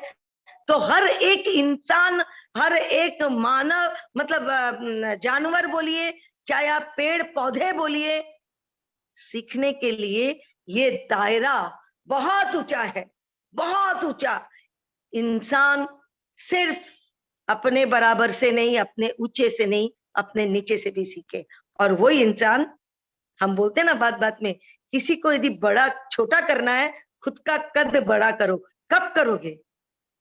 छोटे से बड़ा आप तब होगे जब आप छोटे का भी कुछ ले पाओगे। और एक यूटर्न ऑफ लाइफ में बीच में ये बोल देती हूँ हमारी बहनों के लिए विशेषकर, अब ये जमाना आ गया है और भाइयों को भी बोल रही हूँ कि आपको भी ये करना चाहिए। आप जानते हैं आपके घर में एक ईमानदार स्टाफ है जो आपके बिजनेस में, जो आपके कार्य में, जो आप यदि मतलब जॉब कर रहे हो तो आपके फाइनेंस मैनेजमेंट में कितना अच्छा कार्य करके दे सकती है। और इसके लिए जरूरी नहीं है भाइयों और बहनों कि आपको बीकॉम भी करना पड़े। आप यदि 10th क्लास 12th क्लास भी है, जो मैं आज इतने जन जो जुड़े हुए हैं हमारे साथ, मैं जानती हूँ 83 लोग हैं अभी, उसमें 10th से नीचे पढ़े हुए बहुत ही शायद 1-2% होंगे। आप 10th पढ़े हुए ये काम कर सकते हो। मैं इसका आपको उदाहरण दूंगी कि आप कैसे कर सकते हो। आप अपने घर में अपने वाइफ का वजूद बनाइए, उसको वो काम देने की कोशिश कीजिए जिस काम के लिए आप अपने स्टाफ का यूज नहीं ले सकते हो। आप अपना कच्चे का खाता, एक बात है, पक्के का खाता, आपका सेल टैक्स, आपका जीएसटी, खाली इनको समझा दीजिए। इनसे अच्छा फाइनेंस मैनेजर दुनिया में आपको कोई नहीं मिलेगा। और आप बहुत बड़े, नहीं बोलूंगी क्या, यदि आप यूज नहीं लेते इनका, आप नहीं ले पाते हैं, आपको लगता है इससे नहीं होगा, ये पढ़ी लिखी नहीं है। भैया आपके घर को जो संभाल के रखी है ना, और आपको चवन्नी को जो अठन्नी बनाती है, वो ये है, वो यही है। आप जहां बैंक में जाते हो तो आप वहां पर 2 घंटा लाइन में देके मैनेजर का चमचागिरी करके स्टाफ को पैसा देके अपना काम कराते हो, ये यथार्थ है। लेकिन जीएसटी ऑफिस में जाते हो, आपके पसीने छूट जाते हैं, आपको बैठाया जाता है, आपको परेशान किया जाता है, आपके माइनस पॉइंट निकाले जाते हैं और उसके बाद आपका काम करके दिया जाता है। लेकिन एक लेडीज जब जाके खड़ी होगी ना, वो मिनटों में अपना काम करा के ले आएगी। और जीएसटी के ऑफिसर, ये मेरा खुद का अनुभव है, वो आपको चाय पिला के भेजेगा, अनुभव है खुद का। ये जो मैं आपको बता रही हूं कि आप यदि अपने घर में एक पढ़ी लिखी बहू आपकी आएगी ही आएगी, और आप लाना भी चाहोगे, और जब आप लोग सब इतने आगे बढ़ जाओगे तो मेरी बहनों, आपको भी अपना अस्तित्व बनाना है। और ये अस्तित्व बनाने के लिए आपको आपकी लाइफ को यू टर्न करना है। ये एक अपने जिंदगी में सोचिए यू टर्न कैसे करना है। बचपन में आप बच्चों को सिखाते थे, पढ़ाते थे, उसके सर जब पढ़ाने बैठते थे तब आप ऊन काटा लेके बैठ जाते थे, कशीदा लेके बैठ जाते थे, सब्जी काटने को लेके बैठ जाते थे। आप देखते रहते थे कि सर अच्छी तरह पढ़ा रहे हैं कि नहीं बच्चों को। और जब सर चले जाते थे तो आप पीछे पड़ जाते थे बच्चे के कि अरे तुम होमवर्क कर, अरे तुम क्लास वर्क कर, अरे तुम स्कूल का काम कर, अरे तुम ये किया नहीं, उसके बाद पढ़ने लिखने खेलने जाना करते थे ना। आज अपने बच्चों को बोलिए आपको सिखाए, और सिखाएंगे ना जब वो बच्चे, तो जो व्यवहार आप किए थे ना, उससे डबल व्यवहार वो आपके साथ करेगा। मम्मी आपसे नहीं होगा, या मम्मी आपने किया कि नहीं ये काम आपको दिए थे, मम्मी बैठिए पहले हमको करके दीजिए, क्योंकि वो आपसे ज्यादा टाइम मैनेजमेंट वाले हैं। तो आप यदि उनको अनुरोध करते हैं ना, एक बार बच्चा बन जाइए, लाइफ में यू टर्न लाइए और उन्हें आपका अभिभावक बनने दीजिए। यदि आपको कुछ सीखना है, यदि आपको कुछ सीखना है तो उनको अभिभावक बनने दीजिए। छोटे छोटे बच्चों को वही आपको सिखा देंगे, जो 8-9 में पढ़ रहे हैं वही आपको सिखा देंगे। खूब बड़े बच्चों की जरूरत नहीं है, लेकिन उनको भी मजा आएगा, अरे वाह मम्मी इतना हमको चमचागिरी कर रही है कुछ सीखने के लिए, और वो आपको सिखाएगा, बहुत मस्ती से सिखाएगा। और उसको समझाइए तुम्हारी मम्मी जब ये सीख जाएगी ना, तो तुम कितने प्राउड फील करोगे कि तुम्हारी मम्मी को इतना कुछ आता है। तो ये एक मैं आपको वाइसी वर्षा वाली चीज आपको बताने वाली थी कि ये संवाद के साथ साथ अपना जो एक तैयार करना है खुद को, कैसे करना है, इस बात के लिए मैं आगे और भी आऊंगी। इसके बाद दूसरा स्टेशन था जादू और संवाद।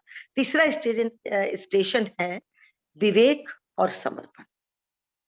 विवेक, अपने जिंदगी में एक चीज सीखिए, विवेक का इस्तेमाल करना, जो सिद्धांत और नीति के साथ जुड़ता है। और ये विवेक का इस्तेमाल आप कैसे करोगे? विवेक का इस्तेमाल करने का मतलब है नकारात्मक को छोड़ दो, सकारात्मक को अपनाओ। हम ये खाली भाषण देते हैं, लेकिन कितने जन हम करते हैं ये काम मुझे नहीं पता। आज यदि ऐसा लगता कि अरे शोभा जी क्या बोल के चली गई, हमको तो समझ में नहीं आया, अरे चलो कोई बात नहीं, जो भी बोली है ठीक है, या और कोई दूसरे की बुराई या और कोई, तो विवेक कैसा होना चाहिए? विवेक होना चाहिए हंस की तरह। हंस क्या करता है मालूम है आपको? उसको दूध और पानी मिला के दे दीजिए, वो पानी छोड़ देता है, दूध को ग्रहण कर लेता है। ये है हंस। और हंस बनिए। आपको जहां भी एक कोई चीज मिलता है, लाइफ लर्निंग प्रोसेस में डालिए, और उस प्रोसेस में जितनी बुराइयां हैं, जितनी नेगेटिविटी है, हटा दीजिए, पॉजिटिविटी अपना लीजिए। वो पॉजिटिविटी आपका सामर्थ्य बनेगा, वो पॉजिटिविटी आपको चरित्र बनाएगा। इसलिए समर्पित हो जाइए, त्याग और सफलता के साथ समर्पित हो जाना बहुत जरूरी है।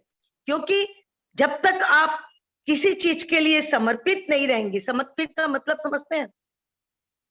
समर्पण का मतलब है आप जो दुनिया को दोगे, बहुत बार सुने हो आप लोग, वही आपको दुनिया रिटर्न करेगी। आप समर्पण दोगे, आपको भी किसी का समर्पण मिलेगा। आप किसी के लिए त्याग करोगे, आपके लिए भी कोई त्याग करेगा। आप किसी को बुरे समय में समय दोगे, तो वो आपका लाइफ का फिक्स डिपॉजिट है समय का। आप जितना ज्यादा समय की जिसको जरूरत है देते जाइए लाइफ में, चाहे डेली का आधा घंटा हो, चाहे 10 मिनट हो। जब आपको एक बार में जरूरत पड़ेगी ना, तो लॉट ऑफ होके, डबल होके वो समय डबल हाथों के साथ आपके पास रिटर्न आएगा, क्योंकि वो आपका फिक्स डिपॉजिट होता जा रहा है। तो ये है विवेक, सकारात्मक चीज। आप जितना लोगों के लिए करोगे, आपको रिटर्न मिलेगा। यदि आपको प्यार चाहिए, प्यार दीजिए, सम्मान चाहिए, सम्मान दीजिए, आपको समर्पण चाहिए, समर्पण दीजिए। आपको किसी से कुछ भी चाहिए, कुछ भी चाहिए भाई, सहयोग चाहिए, दीजिए, पहले दीजिए, दीजिए। वो आपका फिक्स डिपॉजिट बैंक में बढ़ता जाएगा। और जब आपको जिस चीज की जरूरत होगी, आप विश्वास कीजिए, लोग आप पर मर मिटेंगे और वो सब आपको डबल टिबल करके रिटर्न करेंगे। ये जिंदगी का सबसे बड़ा तजुर्बा है जो आपको मिलेगा, जो आपको मिलते जाएगा। आज मुझे जो मिल रहा है ना, जो प्यार मोहब्बत आप लोग दे रहे हैं ना, जो सम्मान दे रहे हैं, जो स्नेह दे रहे हैं, वो मैं 3 साल अध्यक्ष बनके, 3 साल महामंत्री बनके सभी को दी हूँ। एक भी कार्यकर्ता मुझे ऐसा नहीं बोल सकता कि शोभा जी से कुछ नहीं मिला, लेकिन आज मुझे वो दुगना करके वापस मिल रहा है। और मैं तो एक थी, और मैं इतने कार्यकर्ताओं का प्यार मोहब्बत स्नेह सब लूट रही हूँ। और मेरी जिंदगी बहुत आनंदमय है, बहुत आनंदमय है। मैं दुख के घड़ी में भी ये चीज याद करती हूँ, दुख के घड़ी में भी मैं ये चीज याद करती हूँ कि भगवान ने मुझको जो दिया हमारी बहन और भाइयों के लिए, वो चीज शायद हर किसी को नहीं मिला। तो आइए, अब ये दूसरी चीज है, ये तीसरा स्टेशन है। चौथा स्टेशन एकाग्रता। एकाग्रता क्या है मालूम है? ही योग्यता है। आप यदि कोई चीज में एकाग्रता नहीं करेंगे, ये स्टेशन बहुत मजबूत स्टेशन है, इस पर सब खेला, इसी पे सब खेला जमता है। एकाग्रता करेंगे तो चरित्र बनेगा, एकाग्रता करेंगे तो जादू और संवाद सीख पाएंगे, एकाग्रता करेंगे तो विवेक और समर्पण भी सीख पाएंगे। लेकिन एकाग्रता के बिना कोई योग्यता नहीं आएगी। इसीलिए एकाग्रता, जो मेडिटेशन के लिए हरदम आजकल अपने बोलते हैं ना, ये मेडिटेशन सिर्फ बैठ के आपका टाइम मेडिटेट करने के लिए नहीं होता है। ये मेडिटेशन आप दूसरे तरह के देखिए, वर्क मेडिटेशन। मैं मेरे हिसाब से, मैं शो भाषा में बोलती हूँ, वर्क का मेडिटेशन कीजिए। ये मेडिटेशन क्या है? जिस काम को आप हाथ में लेते हो, जिस काम को आप अपने दिमाग में बैठा ले हो, जो फोर्थ पिट्यूटरी ग्लैंड है आपका, उसको जागृत कीजिए। वो एकाग्रता, उसको खत्म किए बिना आप छोड़िए मत। और जब वो संपन्न कर पाएंगे ना, तो आप योग्यता में परिवर्तित हो जाएंगे। जैसे अभी रामनिवास जी ने कहा था कि राष्ट्रपति जी को, ये मेरा सौभाग्य है कि आज तक सिर्फ माहेश्वरी समाज नहीं, कोई भी सामाजिक संस्था राष्ट्रपति को नहीं बुला पाया है, और विज्ञान भवन में आज तक कोई भी कार्यक्रम नहीं किया। लेकिन मेरी जिद और एकाग्रता थी, मेरी जिद और एकाग्रता थी कि मुझे लाना है, क्यों नहीं लाएंगे हम। और मैं, आप विश्वास करेंगे, इब्राहिम लोदी 17 बार भारत पर आक्रमण किया और मैं 17 बार राष्ट्रपति भवन गई। और उस राष्ट्रपति भवन में जब लास्ट दिन मेरे साथ श्याम भैया, श्याम जी सोनी, मनोरमा दीदी, कल्पना जी, काफी हम लोग 5-7 जन थे। जब हम लोग गाड़ी में घुसे तो श्याम भैया और सब हमको देख के हंसे, क्योंकि वहां के जो सिक्योरिटीज थे ना, 7 गेट पार करना, वो सिक्योरिटी पहले गेट में बोल दिए आगे गेट वाले को, शोभा मैम आई है, गेट खोल देना। ये मेरा अचीवमेंट था कि राष्ट्रपति भवन में सिक्योरिटी मेरा नाम जानने लग गया, क्योंकि मैं 17 बार गई थी और बहुत कम समय में। ऐसे नहीं कि वो 2 सालों में, मैं सिर्फ 2-3 महीने में 17 बार गई थी। तो उन लोग मेरा नाम भी जानने लग गए थे। ये मेरी एकाग्रता थी। अब मैं एकाग्रता का एक उदाहरण देती हूँ। एकाग्रता, आप लोग सुनते हो, सुनिए, मैं बोल जाऊंगी, आप लोग खत्म कर दोगे, लेकिन आप लोग पता नहीं करोगे। एक ऐड आता है क्रैक क्रीम का। माँ कोई काम कर रही होती है, बेटी आवाज देती है, उफ मम्मी पैर में बहुत दर्द है, फट गया, एड़ियां फट गई है। मम्मी वहां से कूदी और क्रैक क्रीम लेके आई, बोले ले बेटा ये लगा। तो बेटी क्या बोलती पता है? मेरे को नहीं, आपको जरूरी है। उसको पता है कि क्रैक क्रीम लगाने से पैर का वो फटेगा नहीं, और वो लगाती नहीं है, क्योंकि उसको बच्चों की चिंता है, सबकी चिंता है, खुद की नहीं है। पता सब है, मैं जो आपको बता रही हूँ ना, सब चीज आपको पता है, लेकिन आप हैबिट में नहीं लाते। यही मैं आपको आज बताना चाहिए कि हैबिट में लाइए, अपनी जिंदगी मतलब योग वाली बनाइए, संन्यास वाली बनाइए, लेकिन खुद के लिए, खुद के लिए, कि अपना जीवन आप किस तरह से स्ट्रॉन्ग करेंगे, वो भी कर्म करके, ना कि कर्म त्याग करके। कर्म ही योग है, बस ये समझ लीजिए। तो एकाग्रता का मैं आपको उदाहरण दे रही हूँ। अभिमन्यु पेट में था, उसने इतनी एकाग्रता थी कि एक पेट में बच्चा चक्रव्यूह में घुसने की ये पहचान गया, रास्ता पहचान गया, उसको जान गया। ये तो उसका दुर्भाग्य था कि सुभद्रा सो गई, तो वो चक्रव्यूह से निकलने का जो रास्ता था वो नहीं पहचान पाया। लेकिन चक्रव्यूह में घुसना उसकी एकाग्रता समझिए, कि जो बच्चा पेट में रह के यदि सीख सकता है, तो एकाग्रता को नमन है अभिमन्यु को। एक एकाग्रता की बात और बताऊंगी, उसमें है अर्जुन। अर्जुन की जो तीरंदाजी थी, जिसको सिर्फ एकदम मछली की आंख या पंछी की आंख ही दिखती थी, वो थी उसके लक्ष्य के प्रति एकाग्रता। उस लक्ष्य के प्रति एकाग्रता थी, लेकिन उसको सीखा किससे? उसने सीखा द्रोणाचार्य से। उसको साधन संपन्न राजकुमार वो सीखा, लेकिन वो एकाग्रता दिया, तब वो सीखा। लेकिन मैं आज आपको एक नाम और बताऊंगी, जो आपके मेरे लिए है, क्योंकि हर किसी को सर या सिखाने वाला प्रशिक्षक नहीं मिलता है। दुनिया, जिंदगी, व्यवहारिकता से सीखना पड़ता है। वो था कौन? एकलव्य, जिसको द्रोणाचार्य बोल दिया नहीं सिखाऊंगा।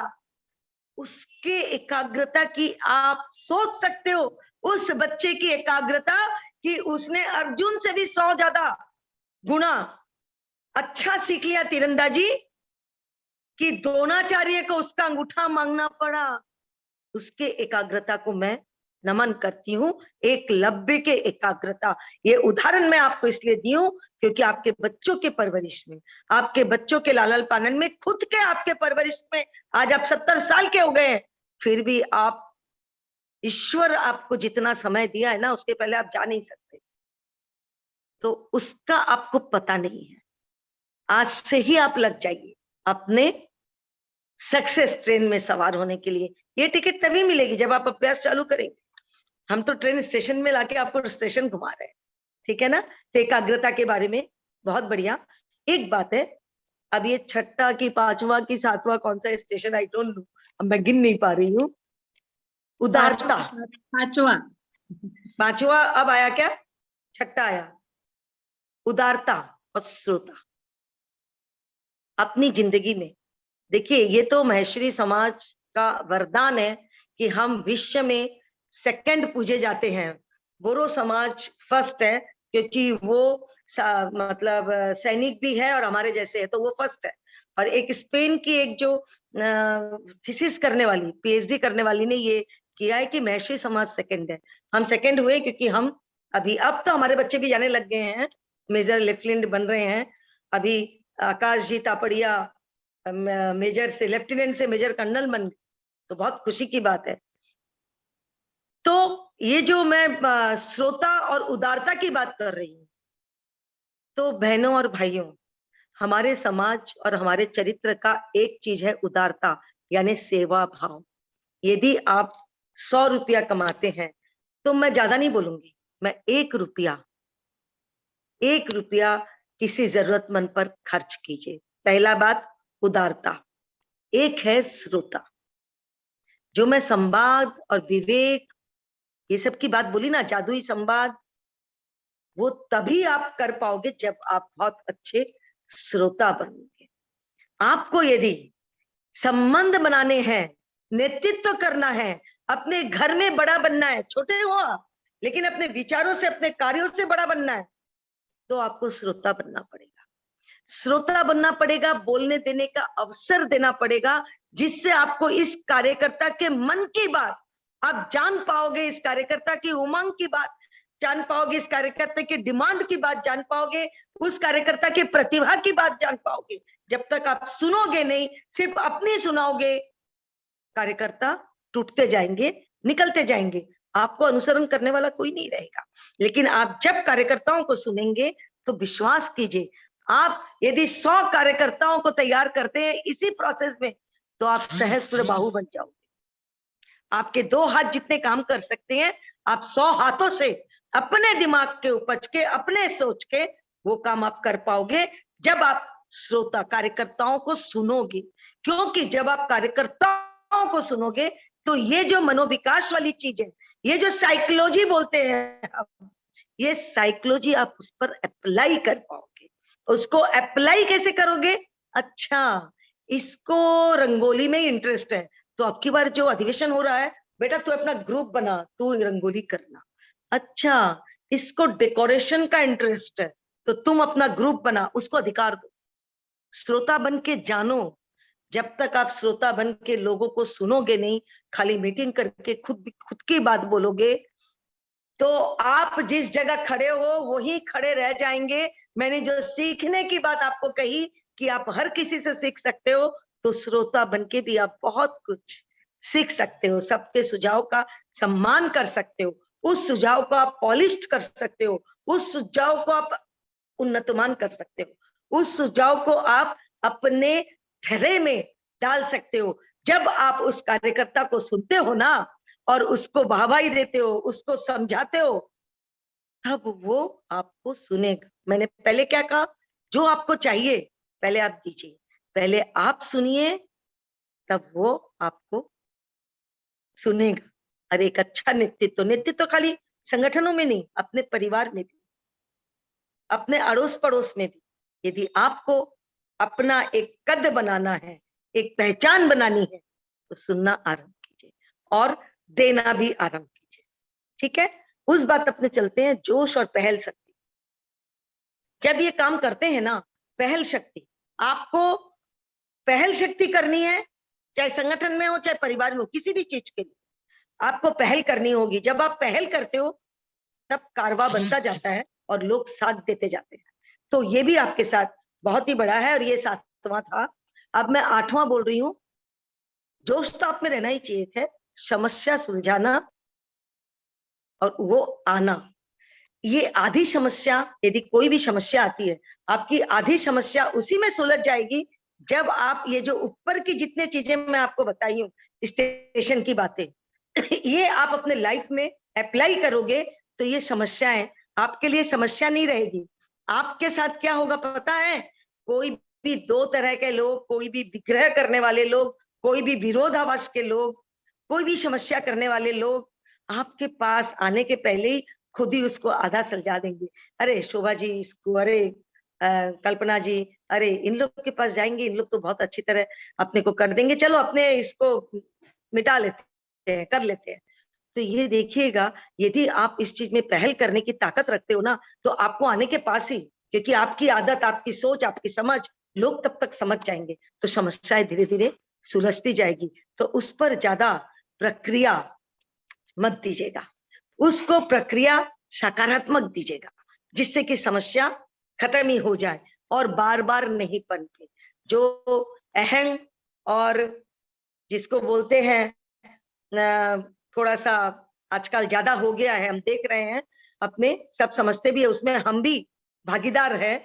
तो ये चीज को अपने गो थ्रू जितना करते हैं ना नेग्लेक्ट, उतना समस्याएं कम होती है और उतना अपने समझदारी से और आदर्श स्थापित करके, यदि आपको समस्या में देख रहा है कि किसी की गलती है, एक बात मैं कहूंगी, जो अपराध वाली बात बोली ना कंस को मारने का, रविंद्रनाथ टैगोर भी यही बात बोलते हैं और विवेकानंद भी यही बात बोलते हैं कि अपराध करने से ज्यादा अपराध जो सहता है ना, वो सबसे बड़ा अपराधी है। तो इसलिए यदि समाज, परिवार, अड़ोस पड़ोस में कोई गलत व्यक्ति है, जिससे गलत कुछ होने वाला है या हो गया है, तो उसको क्षमा भी मत कीजिए, उसको वो एहसास कराइए कि वो गलती किया है और उसको उस गलती का पश्चाताप करते हुए खुद को सुधारना है। ये आपके लिए बहुत बड़प्पन हो जाएगा और ये बहुत ही मतलब डेंजरस काम है, बहुत ही कठिन काम है जो आपको करना है। लेकिन आप तभी कर पाओगे जब आप ऊपर में मैं जितना चीज बताई हूं उसको अपनाओगे। आपका खुद का एक चरित्र ऐसा खड़ा हो जाएगा जिससे कि आपको परेशानी नहीं होगी समस्या, क्योंकि आपके प्रति एक विश्वास लोगों को हो जाएगा कि आप ही वो हो जो कर सकते हो। ये विश्वास अर्जन करना बहुत बड़ी बात है। सेकेंडली, मैं आपको बताना चाहूंगी जिम्मेदारी, जिम्मेदारी और सुरक्षा, ये बहुत ही बड़ा उत्तरदायित्व है। आप चाहे परिवार में रहते हो, परिवार में आप सब छोटे हो, सबसे छोटे, जैसे मैं अपने घर में भाई बहनों में भी छोटी हूँ, बहू भी छोटी हूँ, लेकिन जिम्मेदारी आप बड़ों का ले सकते हैं। जिम्मेदारी लेने की आदत डालिए। किसी की तबीयत खराब है, किसी के सुख दुख में है, किसी के शारीरिक समस्या है, किसी के कुछ प्रॉब्लम है, किसी को कोई काम आपसे चाहिए, तो आप जिम्मेदारी लीजिए। मैं कर देती हूँ, मैं सहयोग करती हूँ आपका, ये जिम्मेदारी लीजिए। और जब आप समूह में कोई काम करते हैं तो जिम्मेदारी लेना सीखिए, क्योंकि जब आप जिम्मेदारी लेते हैं ना, तो आपके साथ काम करने वाले सुरक्षित महसूस होते हैं कि जब आपके साथ हैं तो आप जब कुछ कर रहे हैं, अरे हमको कोई चिंता नहीं है, हमें तो सिर्फ काम करना है, क्योंकि हम आपके नेतृत्व में हैं, तो हम सुरक्षित हैं। ये सुरक्षा का भाव जिम्मेदारी लेके आप जगा सकते हैं। जैसे श्री कृष्ण ने क्या बने? श्री कृष्ण सारथी बने। सारथी बनकर श्री कृष्ण ने क्या किया? जिम्मेदारी ले ली। पांडव को मतलब अर्जुन को गीता का पाठ से ये समझाया कि तुम कौन होते हो, तुम तो सिर्फ कर्म करो, फल देने की जो भी है वो ईश्वर के हाथ में है, मेरे हाथ में है, तुमको तो सिर्फ कर्म करते रहना है। तब पांडवों को लगा, अर्जुन को लगा कि अरे हम तो सुरक्षित है, क्योंकि हमारे साथ जिम्मेदारी लिए हैं श्री कृष्ण। और श्री कृष्ण ने हनुमान जी को बैठा दिया छत के ऊपर, रथ के झंडे के ऊपर। इस तरह की जिम्मेदारी कि जब कर्ण आके मारने लगा तो अस्त्र नहीं उठा सकते हैं तो पहिए को उठा लिया। जिम्मेदारी कि जब उनकी सखा द्रौपदी का अपमान हुआ, वो साड़ी जो भेजे वो क्या था? वो उनके मानवता की, उनके सखी के लिए, उनके शिष्य के लिए, मानव समाज के लिए एक जिम्मेदारी। और वो कितने विश्वास के साथ हाथ जोड़कर रक्षा करने के लिए मांग रही थी, क्योंकि वो जानती है जिम्मेदारी यदि वासुदेव ले लिया तो ये सुरक्षित है, द्रौपदी सुरक्षित है। हर पल आप चाहे गीता पढ़िए, चाहे महाभारत पढ़िए, हर कहानी में, हर जगह जिम्मेदारी लेता हुआ कृष्ण दिख रहा है और सब सुरक्षित महसूस कर रहे हैं खुद को। तो ये है जिम्मेदारी लेने की आदत। ये कोई बहुत बड़ी बात नहीं। आप अपने बच्चों की जिम्मेदारी लेते ही हैं, भाई बहनों की जिम्मेदारी लेते ही हैं, लेकिन ईमानदारी से लीजिए। उन लोग को सुरक्षित महसूस कराइए, उसके बदले उनकी श्रद्धा, उपासना, प्रार्थना सब आपको मिलेगा। वो सुरक्षित महसूस करेंगे आपके लिए, तो सब कुछ रिटर्न में आपको ही मिलेगा। ये एक बहुत बड़ी बात है। अब मैं बहुत शायद समय ले ली हूं, और एक दो चीज को बताकर मैं अपना ये खत्म करना चाहूंगी। मैं लाइफ इज लर्निंग प्रोसेस तो भूली हूं आपको, लेकिन लाइफ में यदि कुछ पाना है, इतने कुछ को समझना है, तो अनुशासन, आत्म अनुशासन। और आत्म अनुशासन में टाइम मैनेजमेंट, आपकी सोच, आपका दूसरों के प्रति जो है, तो ये आत्म अनुशासन, आपका आत्म कंट्रोल, जो आपको दिमाग और दिल को एक कर दे। एकदम सहज बात बोल रही हूं मैं। कभी कभी हमारा दिल काम करता है और कभी कभी दिमाग काम करता है, तब हम अनुशासन भूल जाते हैं। कभी कोई एक काम करता है, एक काम यदि कोई करता है ना, सिर्फ दिल काम किया तो हम अनुशासनहीन होते हैं, और दिमाग खाली काम किया, दिल को साथ में नहीं लिया, तो भी हम अनुशासनहीन हो जाते हैं। तो हमें ऐसा प्रैक्टिस करना है, ऐसा सोच विचार करना है कि हमारा दिल और दिमाग दोनों मिल जाए। दोनों मिल के जब कोई बात बोले ना, वही काम करो। और उसके लिए हमें क्या करना है, मैं आपको एक बहुत ही इजी प्रोसेस देती हूँ। इजी प्रोसेस ये है, बहनों और भाइयों दोनों को बोल रही हूँ कि भाइयों, आप लोग अपने ऑफिस के फाइल्स को कुछ कुछ दिनों में अपडेट करते रहते हैं। ये फाइल का काम इतना बाकी है, इसको सेकंड में रखो, ये प्रायोरिटी में रखो, इसको भगा दो, इसका काम हो गया, हटाओ, यहाँ पर भीड़ क्यों रखे हो। अपडेट करते रहते हो ना, करते रहते हो। अपने कार्य को भी अपडेट करते रहते हो। हमारी बहनें किचन को अपडेट करती रहती है, ये माल खत्म हो गया, इसको धोने डालो डब्बे को, नया माल मंगाओ। फिर वार्डरोब अपडेट करते ये करती रहती है कि अरे ये साड़ी अब पहनना नहीं है, अब ये साड़ी बहुत दिन नहीं पहनी हूँ, इसको आयरन करा के रख लेती हूँ। सब अपडेट करती रहती है ना, कि ये वार्डरोब सही कर लेती है। बहनों और भाइयों, कभी सोचिएगा, जो मैं आत्म अनुशासन की बात कर रही हूँ और दिल और दिमाग को जोड़ने की बात कर रही हूँ, ये आप खुद को भी एक बार सवेरे से आप अपने लिए, स्वास्थ्य के लिए जो करना है करिए, एक्सरसाइज करिए, वॉकिंग करिए, योगा प्राणायाम करिए, ये आपके लिए बहुत जरूरी है। आप बहुत कुछ करिए। रात को सोने के पहले सिर्फ 15 मिनट के लिए शांति से कोई निर्जन स्थान पर बैठकर आप सोचिए, जितनी बातें मैं बताई हूं, उसका कितना % आप कर पाए, या आप क्या करना चाहते हैं, या आपके सामने क्या है जिसके लिए आपको आपके दिल और दिमाग को सोचना पड़ रहा है।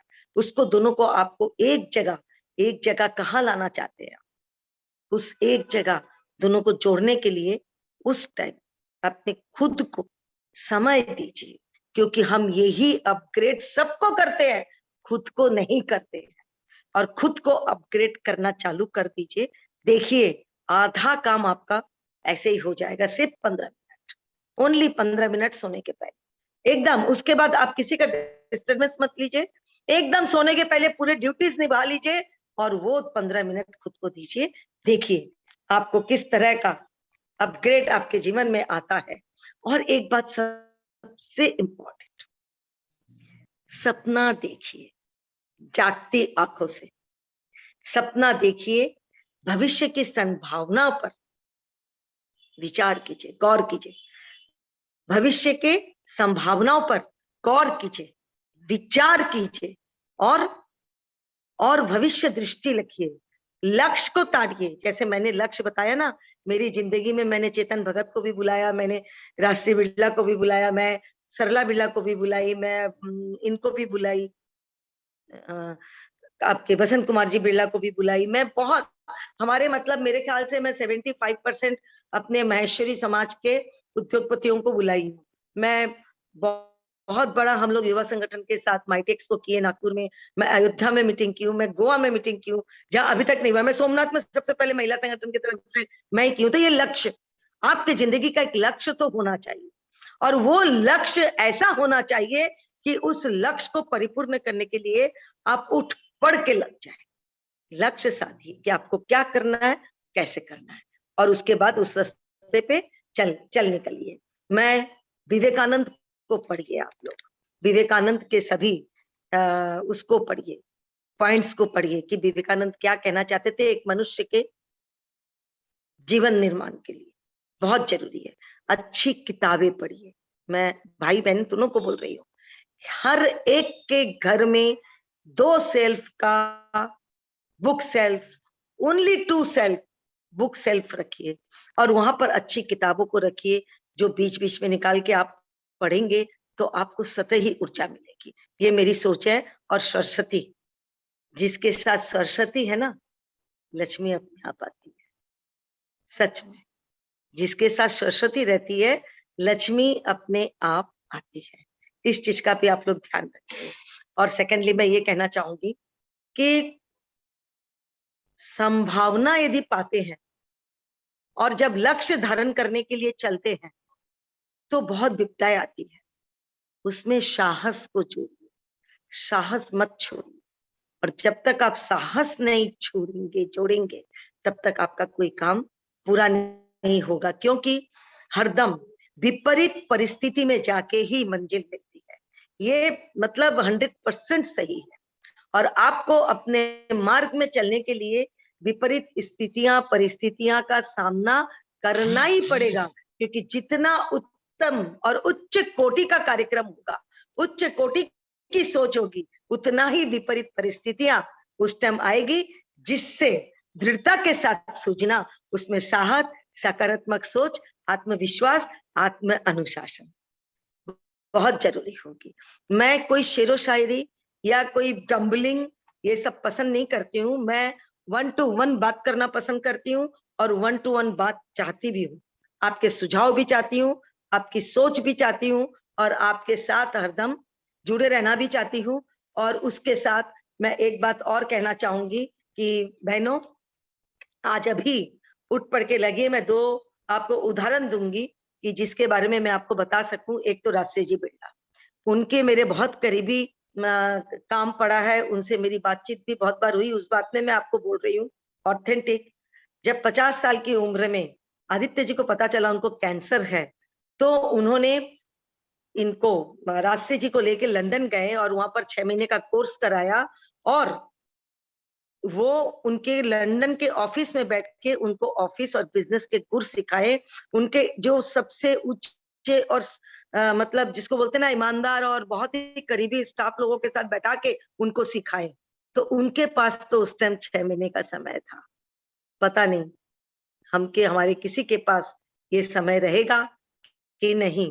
अचानक में ऐसे ऐसे लोगों को भी मैं जानती हूँ, और वो सीख के, क्योंकि उस टाइम ओनली 17 साल के थे कुमार मंगलम जी, और आज आदित्य विक्रम बिरला ग्रुप को कुमार मंगलम जी के पहले राष्ट्रीय जी ने इतने सशक्त हाथों से थामा था कि कुमार मंगलम जी को एक बहुत पसाया एम्पायर मिल गया, और वो आगे बढ़ा ही है, पीछे नहीं आया।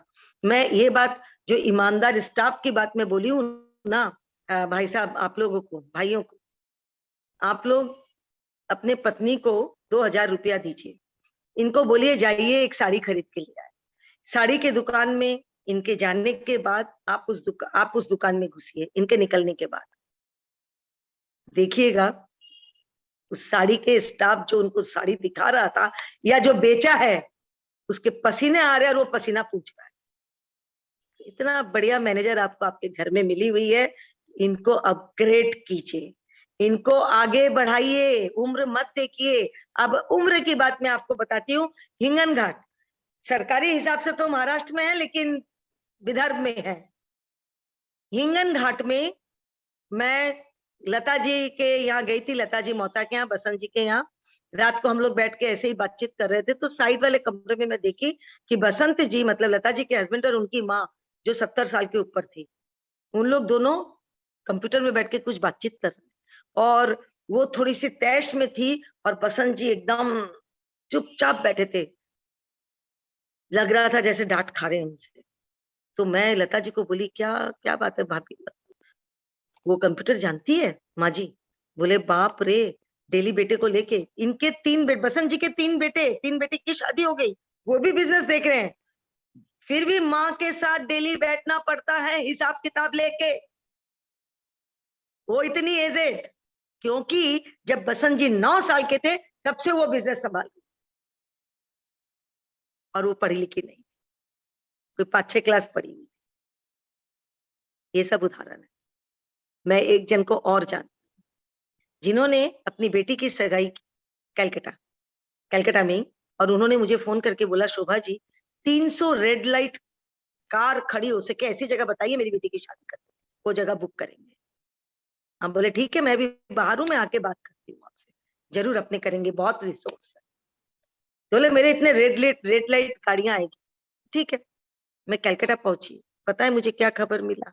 वो भाई साहब भी किसी काम से चेन्नई गए थे, और चेन्नई से उनकी लाश ही कलकत्ता आई।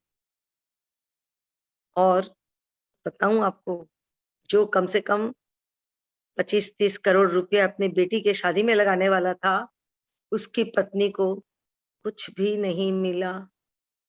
कारण उसकी पत्नी को पता ही नहीं कि इसका रुपया, इसके हस्बैंड का रुपया कहाँ, किसके पास, कैसे पड़ा हुआ, पता ही नहीं। पूरी में ले जाके बेचारी, ससुराल वाले लड़की के बहुत अच्छे थे, उसके बाद हम लोग समाज वाले मिलके उनके कुछ लोगों के पैसे किसी के पास था तो निकाल के उनको दिए, थोड़ा बहुत भी वो मिला है। तो सोचिए, यदि पत्नी को उसके पति के बिजनेस का इतना सा भी कुछ मालूम नहीं है तो कितना बड़ा नुकसान।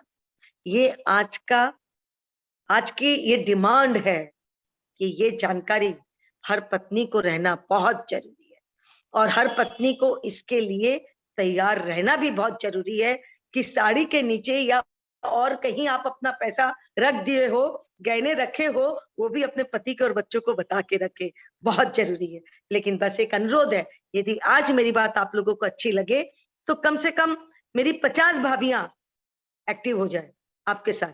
यही तमन्ना करती हूँ, ईश्वर से प्रार्थना करती हूँ कि ये सक्सेस एक्सप्रेस आपके जिंदगी में राजधानी बन के आए और आप लोग इसका लाभ उठाएं। और जब भी आप बुलाएंगे और कोई सब्जेक्ट लेके, बहुत से सब्जेक्ट है व्यक्तित्व विकास में, मैं आपके समक्ष ऐसे ही प्रस्तुत रहूंगी।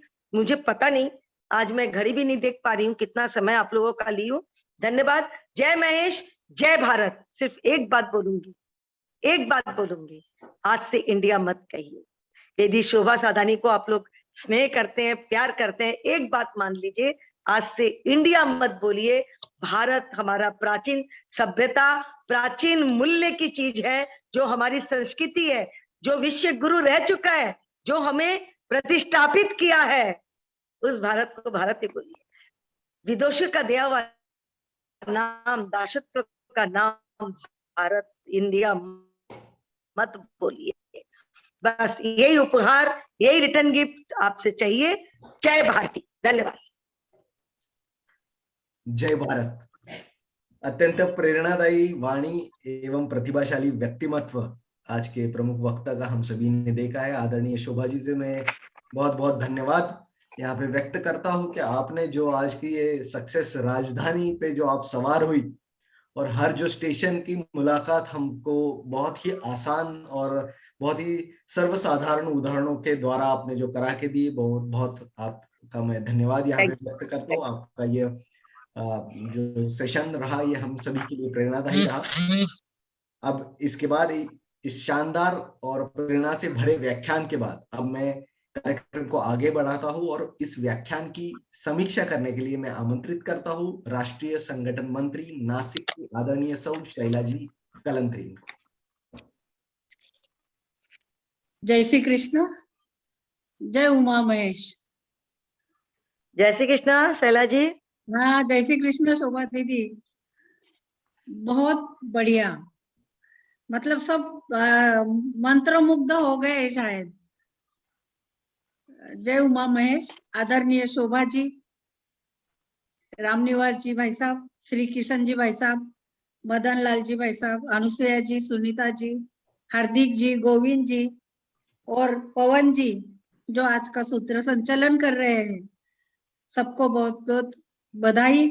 आज के इस प्रोग्राम के लिए आपको सुनने को मिला, इसलिए आपको बधाई दे रही हूँ। शोभा जी को तो बाद में बोलूंगी मैं, लेकिन पहले आप सबको बोल रही हूँ। आदरणीय श्री किशन जी भाई साहब, प्रदेश अध्यक्ष बनने के पहले आपने महेश सेवा निधि का कार्य बहुत ही मेहनत लेकर तन मन धन समय के साथ किया। प्रदेश का कार्य भी बहुत बढ़िया चल रहा है। आपका मार्गदर्शन हमेशा मिलता रहता है। कल्पना जी मालू, जिनके कल्पना की उड़ान हमेशा ऊपर रहती है। मैंने आपकी रिपोर्ट देखी, बहुत सुंदर कार्य कर रहे हो। आपकी टीम, मंगल जी, सरोज जी, पवन जी, बहुत ही बढ़िया। इंसान बनकर जीना है। आपके कार्य की जानकारी दी, बहुत बढ़िया आयोजन आपके समिति द्वारा किया गया है। रामनिवास जी भाई साहब, आप तो छात्रावास के सर्वे सर्वा हो।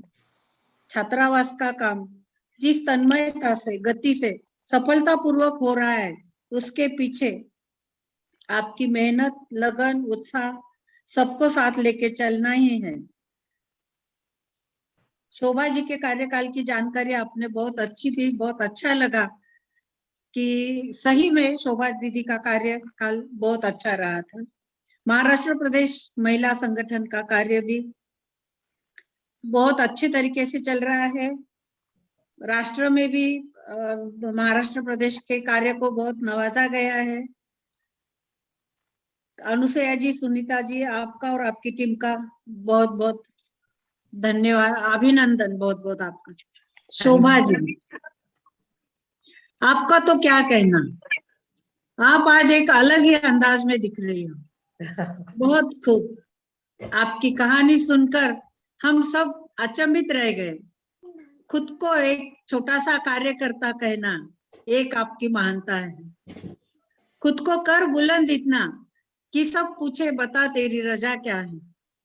हमें प्राउड है आप पे। आपके कार्यकाल में राष्ट्रपति जी हमारे संगठन में आए।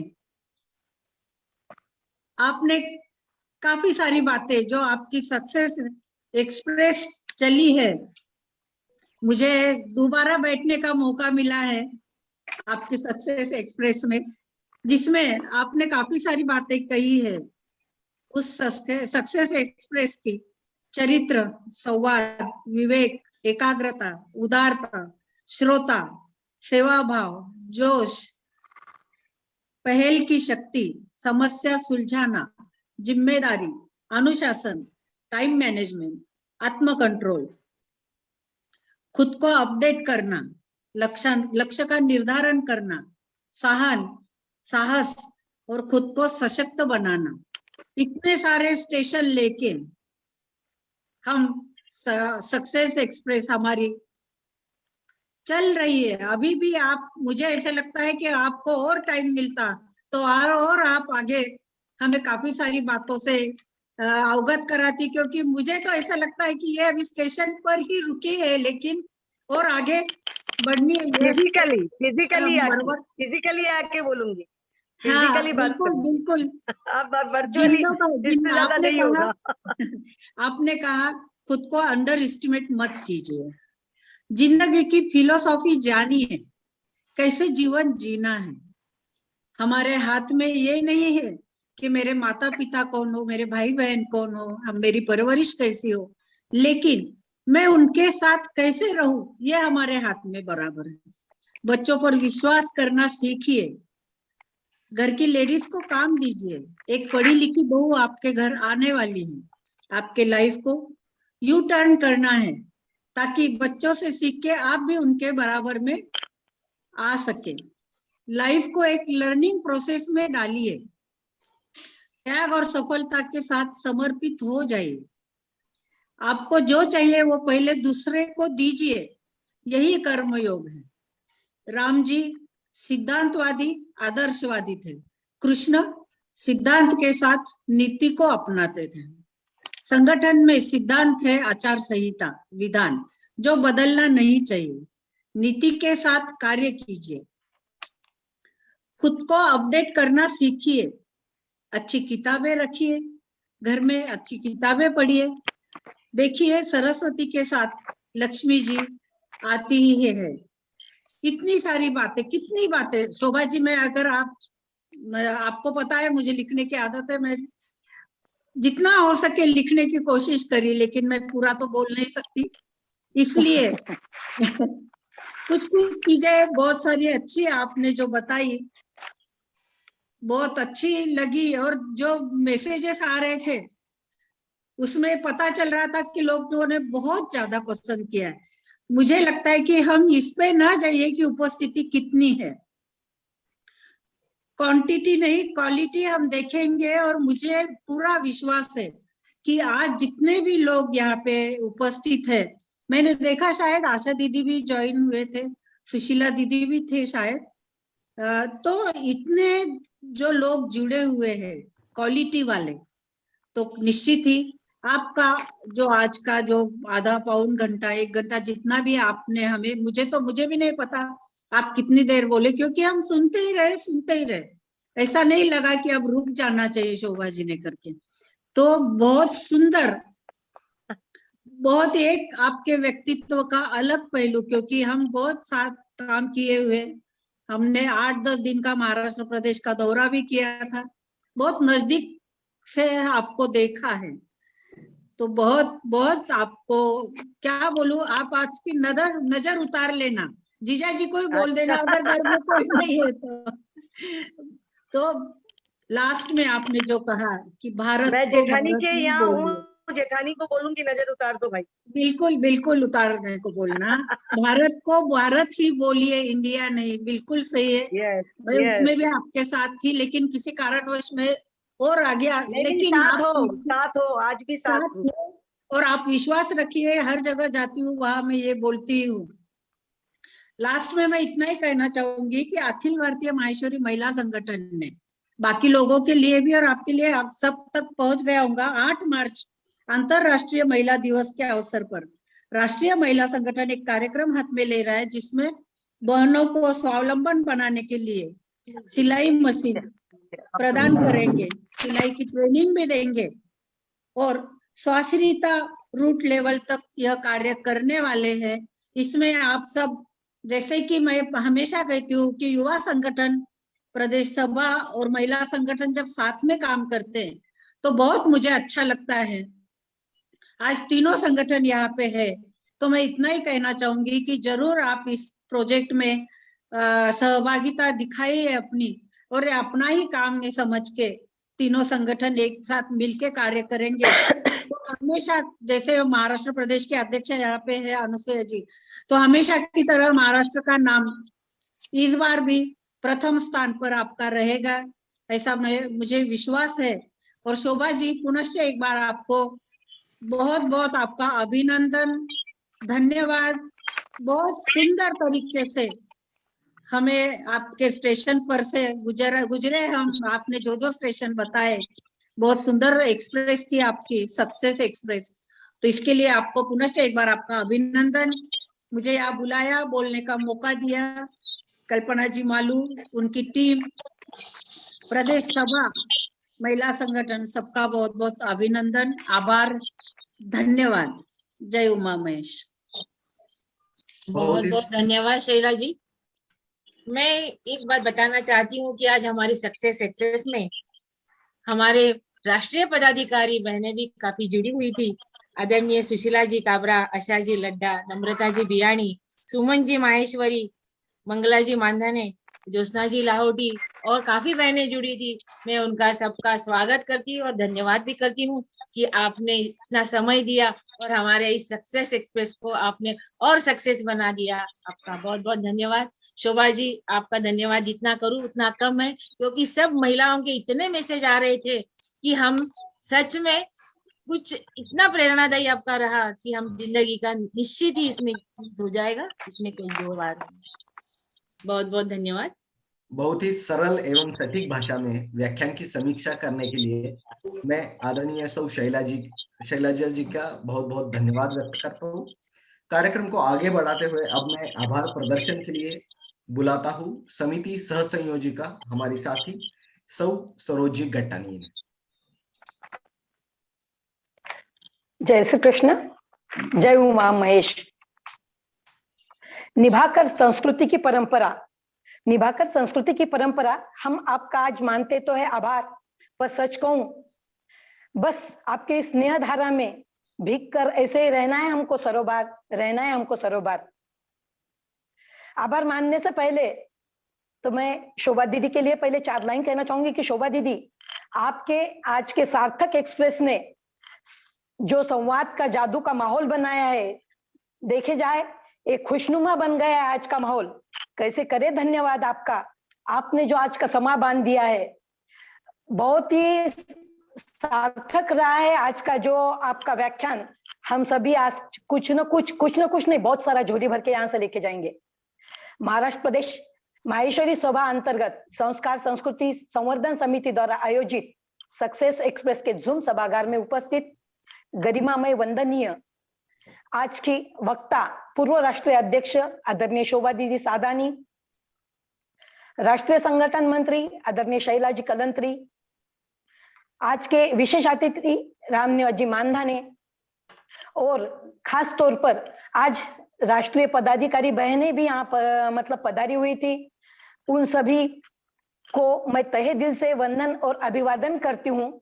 साथ ही हमारे प्रदेश अध्यक्ष, महिला प्रदेश अध्यक्षा, प्रदेश सचिव, महिला प्रदेश सचिवा एवं प्रदेश के सभी पदाधिकारी भाई बहन, आंचलिक पदाधिकारी और जिला अध्यक्ष, साथ ही समिति के सभी पदाधिकारी, इन सभी को मैं हमारी संस्कार संवर्धन समिति की ओर से मैं सरोज गट्टानी नमन करती हूँ, अभिवादन करती हूँ।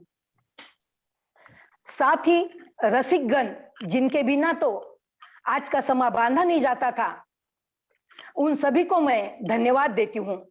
सामाजिक सरोकार की भावना से ओतप्रोत भरा हमारा जूम सभागार, मैं शुक्रिया अदा करे तो कैसे करूं, फिर भी दिल की गहराइयों से मानती हूँ आपका आभार, जो मूल्यवान समय देकर आपने किया समिति का जो निमंत्रण स्वीकार। हर्षित हुआ हमारा दिल का कोना कोना, और स्नेह आज अंतर मन से पुलकित हो गया।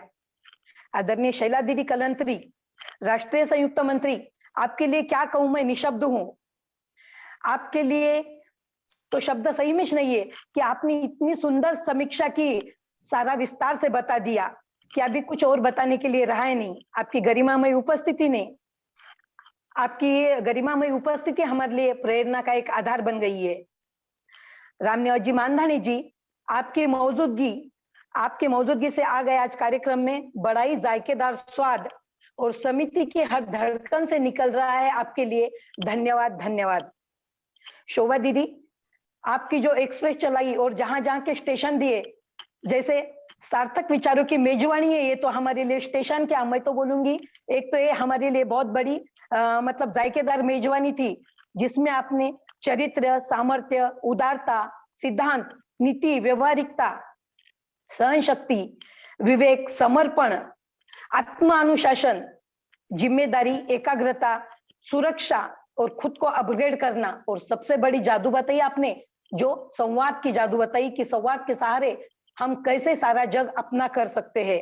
इन सारी व्यंजनों की लज्जतदार थाली जो आपने सजाई, अनोखे स्वाद का मजा अनोखा चखा कर बताया कि अनोखे पकवान की अपनी अहमियत अलग अलग होती है। इस जायकेदार व्यंजनों के स्वाद का मजा ही कुछ अलग ही आ गया, जो आज राम रस और कृष्ण रस की रस धारा में भी आपने ज्ञान की पिपासा हमारी पूर्ण कर दी। आप तो बहुमुखी प्रतिभा की धनी हो। सच है, नेतृत्व वही है जो अच्छे गुणों से परिपूर्ण हो। आपकी वाणी सुनाती है, सार्थक कहानी, आपकी वाणी सुनाती है सार्थक कहानी। आपके शब्द निश्चित ही कामयाब होंगे और रोकेंगे समाज की एवं परिवार की हानि। जीवन की यात्रा बनेंगी आज से हम सभी की सुहानी। आज हमारे मान को सम्मान देकर सभागृह में सभी श्रोतागण, साथी पदाधिकारीगण और रसिकगण जो भी पधारे हैं, उन सभी को मैं समिति की ओर से हृदय तले धन्यवाद देती हूँ। और आज के जूम की लिंक दिए अंजलि दीदी तापड़िया और हमारे टेक्निकल सहायक है ओम भाऊजी बजाज, उनको भी मैं समिति की ओर से बहुत बहुत धन्यवाद देती हूँ। पवन जी, आपका संचालन भी बहुत सुंदर रहा और गलती से भी किसी का नाम रह गया तो मैं समिति की ओर से माफी चाहती हूँ। और दीदी शोभा दीदी, आपका बहुत बहुत धन्यवाद है। पुनः हम आपको बुलाएंगे कुछ अलग सा विषय लेकर। धन्यवाद। जय भारत, भारत माता की जय। बहुत बहुत भारत धन्यवाद। माता की जय। बहुत बहुत धन्यवाद सरोज जी। आज का ये सक्सेस एक्सप्रेस का व्याख्यान का कार्यक्रम भले ही यहाँ पे समाप्त हो रहा है, लेकिन जो आज के मुख्य वक्ता ने जो एक्सप्रेस शुरू की है वो जिंदगी भर हमें चलनी है, उसमें ही सवार होना है। इन्हीं शब्दों के साथ अब मैं कार्यक्रम का जो समापन है वो राष्ट्रगीत से करना चाहूंगा। मैं सभी से विनंती करता हूँ कि वो अपने जगह पे खड़े होकर राष्ट्रगीत का गान करें।